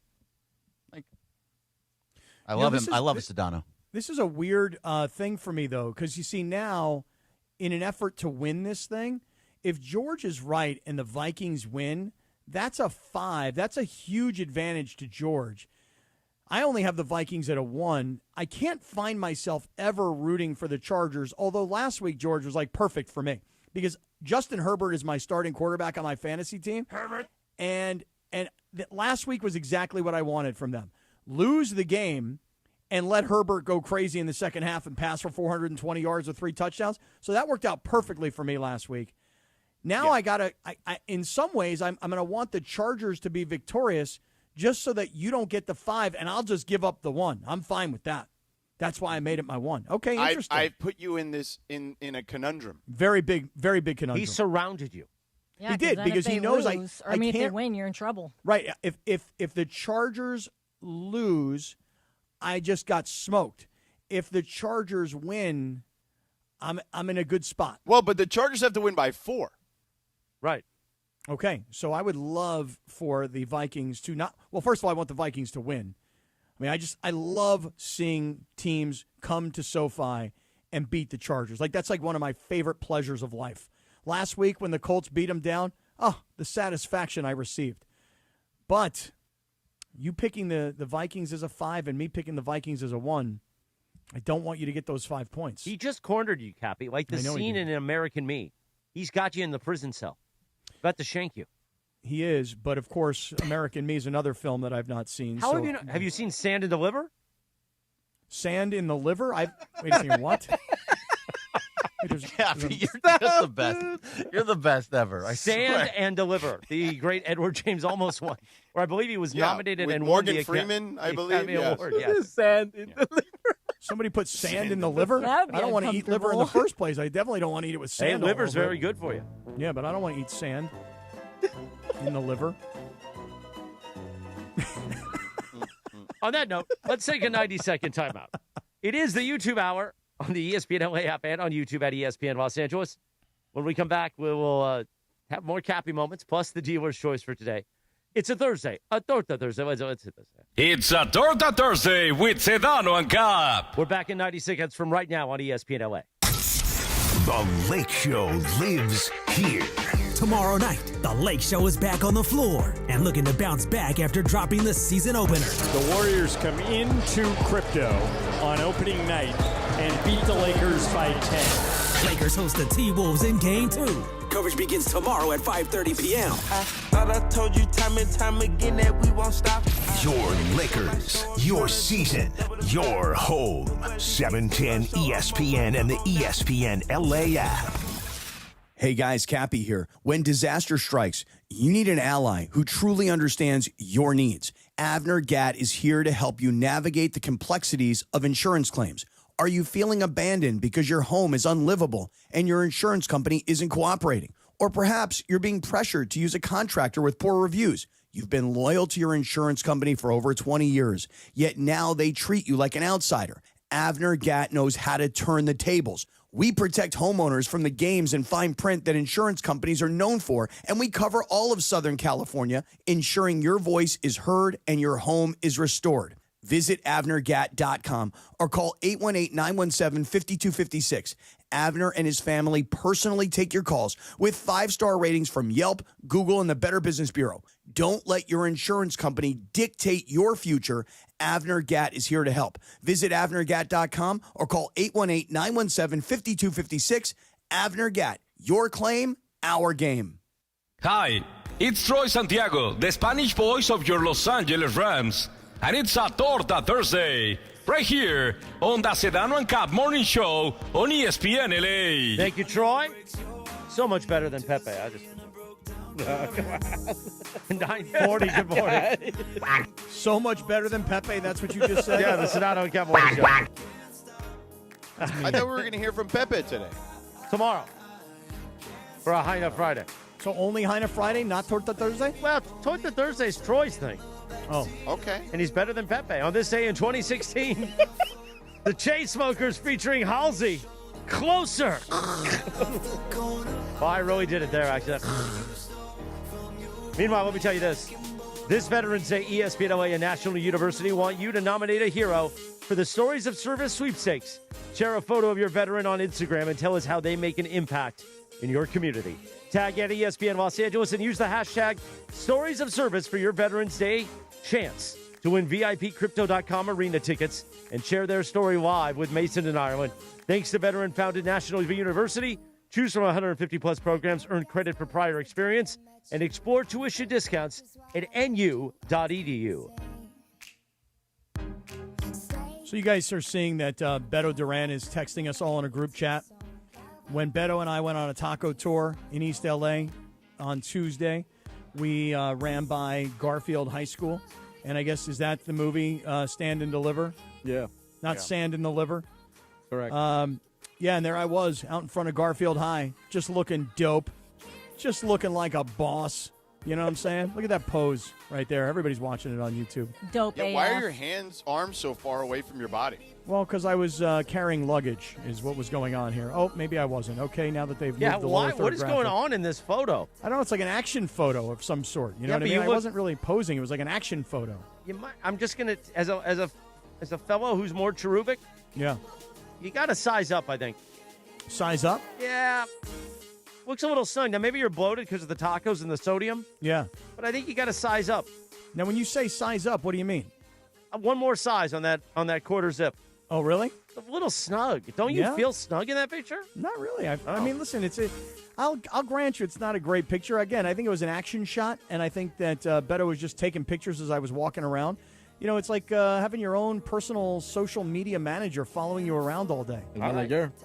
Listen, you don't have to size up. If you feel comfortable, just do that then. Yeah, I will. That's what I'll do. I feel like I'm a little tight in here. Just looks like it's uncomfortable. No, I'm very Who comfortable. are you trying to impress? You don't need to be like, hey, look at me. Well, what are you saying? You're saying that I should wear something bigger and thick, like Not thick, but just something bigger so you're more comfortable. I feel very comfortable. Who cares, man? You're like 70. Cappy, I just added you as a sticker into our group text. You added me as a sticker? Sticker? Yeah.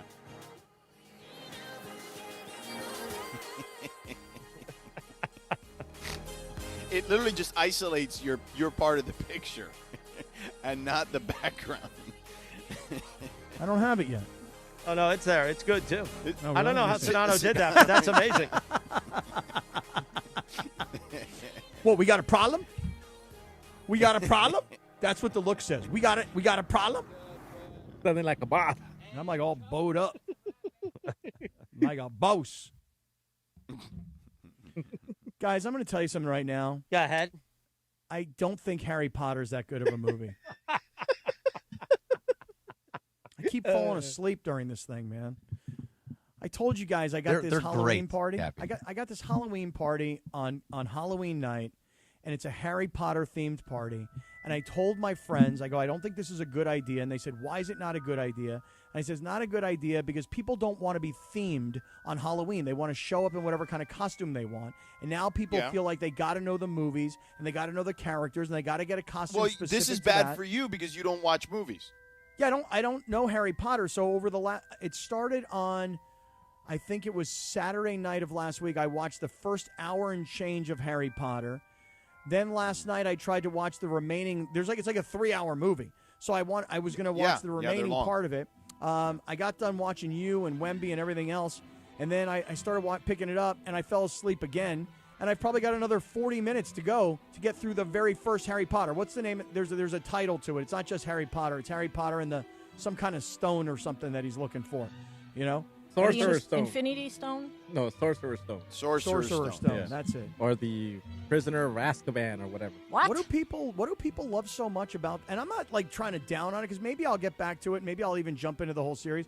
But what does everybody love so much about this series? The books. It started with the books, right? Yeah, but you read the books and then it went on screen, so you saw what you were reading. Just like Twilight and the books. Time to read those books. Hey, when's your party again? It's Halloween night. Oh, I have a robe, just a Harry Potter robe, like. Oh, there you If go. you want to wear that with just something black underneath, you don't have to buy anything. It's just a Harry Potter robe. My daughter has a magic wand. My daughter has a wand from Universal. I can get you a wand. See, there we go. Last night, I'll tell you where I left off. I was watching this Harry Potter, and apparently this troll shows up, and the troll is Shrek. You guys know the movie Shrek, right? The troll shows up, and that's who I thought it was. I literally thought Shrek was doing like a cameo in Harry Potter, and they fight this troll in the bedroom, and then Harry Potter takes his wand and he jams it in the troll's nose, and then they take down the troll, and that's where I'm at. That's where I'm at right now. So I need a wand, and I need some other. Yeah, I'll take your robe, Jorge. I'll send you a picture today. Okay, thank you. See what it looks like. You know? Thank you. You're a good man. You know, I don't care what the Morales magic says wand about you. actually does stuff. Makes things apparently- float in the air makes and things fly. sets things on fire. Yeah. So have you guys seen all these movies? All these Harry Potter movies? Multiple times. I haven't seen all of them. No, I've only seen I think the first one is what I saw. I'm with you, Cappy. I'm completely clueless. Yeah. All right, good. Good. I'm not the only one. They're good movies, especially the first three are kind of light, and then they really start to get better. I got the DVDs. So I gotta watch Blu-rays? the first three. Yeah, you got to watch the first three to understand the fourth. But Right, there's 8 of them. Oh, no. There's 8 movies. Yeah. Why do you the feel seventh book was split into 2 movies. Why do you feel like you need to watch it, Cap, just to go to a theme party? I don't. Well, I don't. And the guy whose party it is, he sent me a 6-minute encapsulation of the film. He's like, There you here, go. just watch this. Yeah, you're fine. And I haven't even started watching that yet. It's 6 minutes. I know, but You'll fall asleep after 2. I tried to commit to watching the movie, Bergie. It's a good movie. I tried. I just haven't been able to do it. It's fun. I haven't been able to watch the whole thing. Let your mind go. Fall into the world of Harry Potter. We should go to Universal Studios. They have a Harry Potter world there. Looks really? just like it, yeah. Yeah. Okay, I haven't been to Universal in Have a many butterbeer. years. Is that what it is? Butterbeer? Butterbeer. Like, I'm the guy that shows up at Universal and goes, hey, they still got Jaws around here or what? You know? They do. Do They do not? still. Yeah, they still have Jaws. I'm like, yo, where's Wisteria Lane? That's there still, too? Good man. Jeez. I don't know, man. Oh, Georgie, where are you off to next? I mean, from the basketball game last night to where are you going next? Louisville. Louisville. Who's Louisville playing? Boston College. Oh, all right. All right. So it's a night game. Saturday night, 7:30 Eastern, 4:30 Pacific. On the ACC network? Correct. Weren't you just at Boston College? I was. Makes the prep a lot easier. I bet it does. I bet it does, man. I already got my boards done. You know, I already know who the players are. You know, Bill O'Brien, I got him down pat now. I got him. I know what his story is. So, all right. Yeah. Boy, big time road trip this week. Little basketball. Yeah, football. Louisville's coming off a big win, right, against Miami last week. So they can they continue their momentum? Jeff Brom continues to knock off top 5 teams. Like he's done that a lot of times in his coaching career. When he was at Louisville a couple times, when he was at Purdue. I mean, that guy's a good coach that nobody talks about, Cap, because that's right. He took Purdue to the Big Ten championship a couple of years ago. Yeah, Purdue. I know. I'm actually this weekend when it comes to college football on Saturday, a couple of games that I know Bergie, you're UCLA Bruins. Yeah. I mean, look, maybe they caught Penn State at the right time where, UCLA's, getting rid of head coach, offensive coordinator, defensive coordinator, and they found some magic that day. But the beautiful part of the UCLA story is that they continued it. They kept it rolling. Now, they're getting a shot this week. You talk about an opportunity to kind of show it off to the country if they're as good as the last 3 weeks are or have been. You're getting the number 2 team in the country in Indiana. And by the way, on the road. I mean, even just saying, doesn't it sound weird? Indiana Hoosiers are the number 2 ranked team in college football. This isn't basketball we're talking about here, where you would expect it with the history of Indiana basketball. There's nowhere near this kind of history in Indiana football. Imagine if they beat them. Yes. What a story that would be, Cap. If UCLA, now, you're exactly right, Lance. Hold on. George took off his headphones. Excuse me. Hold on a second. Bless you. It's all right. Bless God you. bless you. May the Lord and Savior bless you. Thank you. Hello. Okay. Gesundheit. Gracias. This would have been an incredible basketball matchup, like at any point, right? Like if you told me like Indiana and UCLA would be playing in, Assembly Hall or at Pauley Pavilion, you'd be like, yo, I am locked into that just for the history of it, right? But you're talking about UCLA and El Permanente, Cappy, right? Jerry Neuheisel going into Bloomington with a chance to knock off number 2 Indiana. I mean, that potentially has Radio Rinaldi written all over. Oh, big time. And one other thing about college football this weekend, since we're talking about UCLA having a chance against Indiana, who made this USC schedule? Can I just ask that question? Because this schedule sucks. Here's what I mean. What do you mean?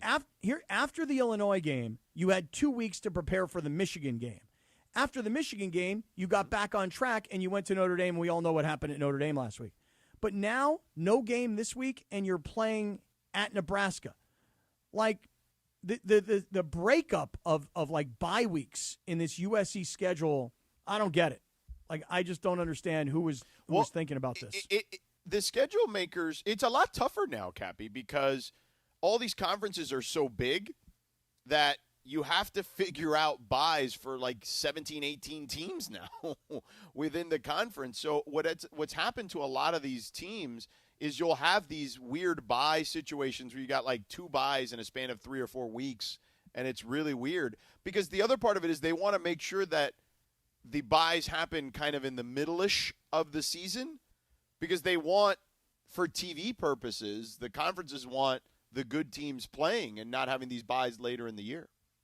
Well, I mean, by the way, the same can be said for the early part of the year, because the early part of the schedule for a lot of these teams is also interesting. Yeah, I'm telling you, like USC, if I were USC and I just lost last week to Notre Dame, I want to hurry up and get back to work.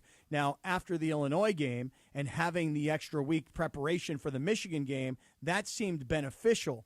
But again, you had the loss against Illinois. You had the 2 weeks to prepare for Michigan. You had the victory against Michigan. You had a week to go to Notre Dame. You lose to Notre Dame. Now you got another 2 weeks until you finally get to Nebraska. So I don't love the way the schedule breaks twice this time of the season. So what I would say to you is this. In a perfect world, you would have wanted the bye in between Michigan and Notre Dame. However, considering the way Notre Dame battered you physically with their running game, I actually think the bye comes at a pretty good time for USC in that regard. I just feel like it turns into like 2 games in a month rather than like 4 or 3.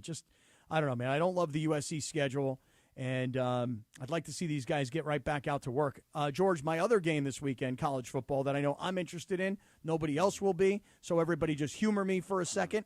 But my Pitt Panthers against North Carolina State, and the reason that I'm keeping such tabs on Pitt is obviously it's my school, but they've won 3 straight games, coming off 2 bad losses to West Virginia and Louisville, where they both had big leads. And the next 2 weeks, NC State and Stanford, until they play Notre Dame, and they've got Notre Dame in Pittsburgh.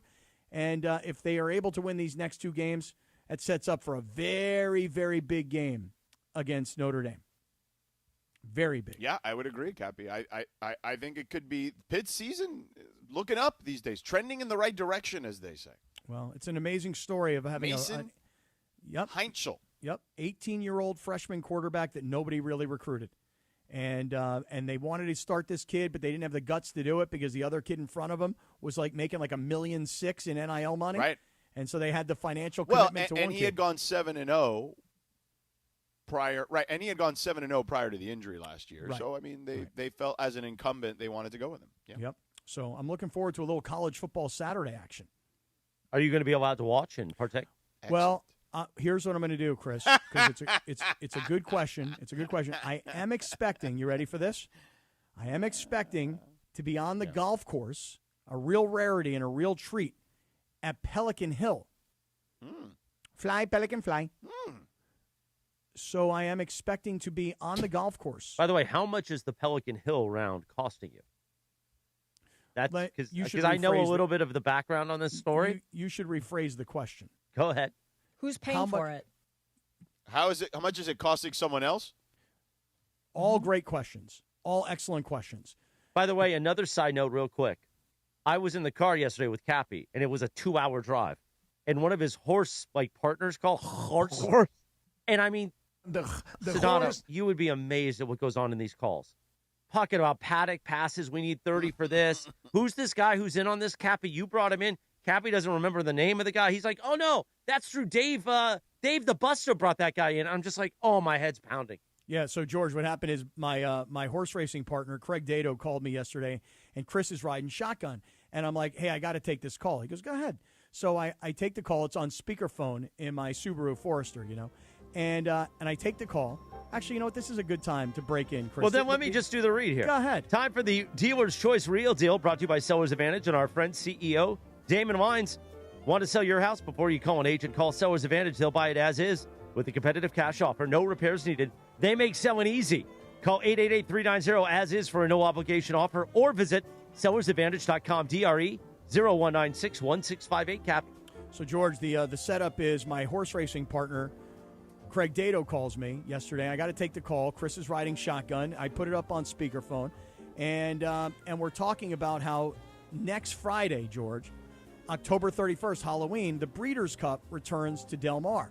And we have a horse in the Breeders' Cup Juvenile, which is a $2 million race, and the horse's name is Civil Liberty. And when you have as many partners as we have, everybody wants to go. Everybody wants to be a part of it. It's a home, it's a home field advantage, number one. And number two, it's very, very prestigious to have a horse in the Breeders' Cup. But when we have so many partners, we get a limited number of people who can actually get into the paddock. So, you guys always laugh at me. Hey, I need 2 field passes. I need 6 field passes. I need 30 paddock passes. 30. And the whole point of the paddock is what? Everybody goes in and pets the horse? I mean, what happens? No. Nobody pets the horse. You go into the paddock and you and you look at the horses walk around. Everybody just going like, well, look at that Schwanz. By the way, that's how the Schwanz myth started. Right. No, but the thing is, it's a very prestigious thing. Hey, I'm an owner of horse number 6, and I'm standing over here where the horse is going to get mounted by the jock, and then I'm going to hear the jock talk to the trainer. A mounting. And so it's a very prestigious thing. And, George, we need 30 passes to get our people into the paddock. Not 2, not 6, not over asking for 8. We need 30. And so the two of us are on the phone yesterday going, well, what are we going to do? I don't know. What are we going to do? And, well, you call George, this they guy, are you call that scheming guy. on the phone, and it's just like, oh, my God. Oh, why don't you call Johnny 2 times? He's got 2 passes. Oh, no, I'll call Billy the Buff. Johnny 2 times. Get the paper. It's true. We're talking about all the good fellas that we're going to be able to call to get all of our people into the paddock at the Breeders' Cup next week at Del Mar. So it's a real issue, and Chris got to hear it all. Awesome. Well, good stuff, Cappy. All right, excellent work, everybody. Great job. Was fun today. Thank you. We will see you for a Heine Friday tomorrow. Anna from the barrio, keeping it real. Didn't I tell you yesterday, do not pot down my pot? I have to because I got to play something else. You know, I've we told almost you, made it. We almost made it. Oh, God. So close to a non-blowout. Don't pot down my pot till 10:01. Anyway, have a beautiful Thursday. Enjoy Thursday Night Football. Go Vikings at Skull Stadium. We'll see what happens with this FBI probe. Speaking of probes, anyway, we'll see you tomorrow morning. Have a good day.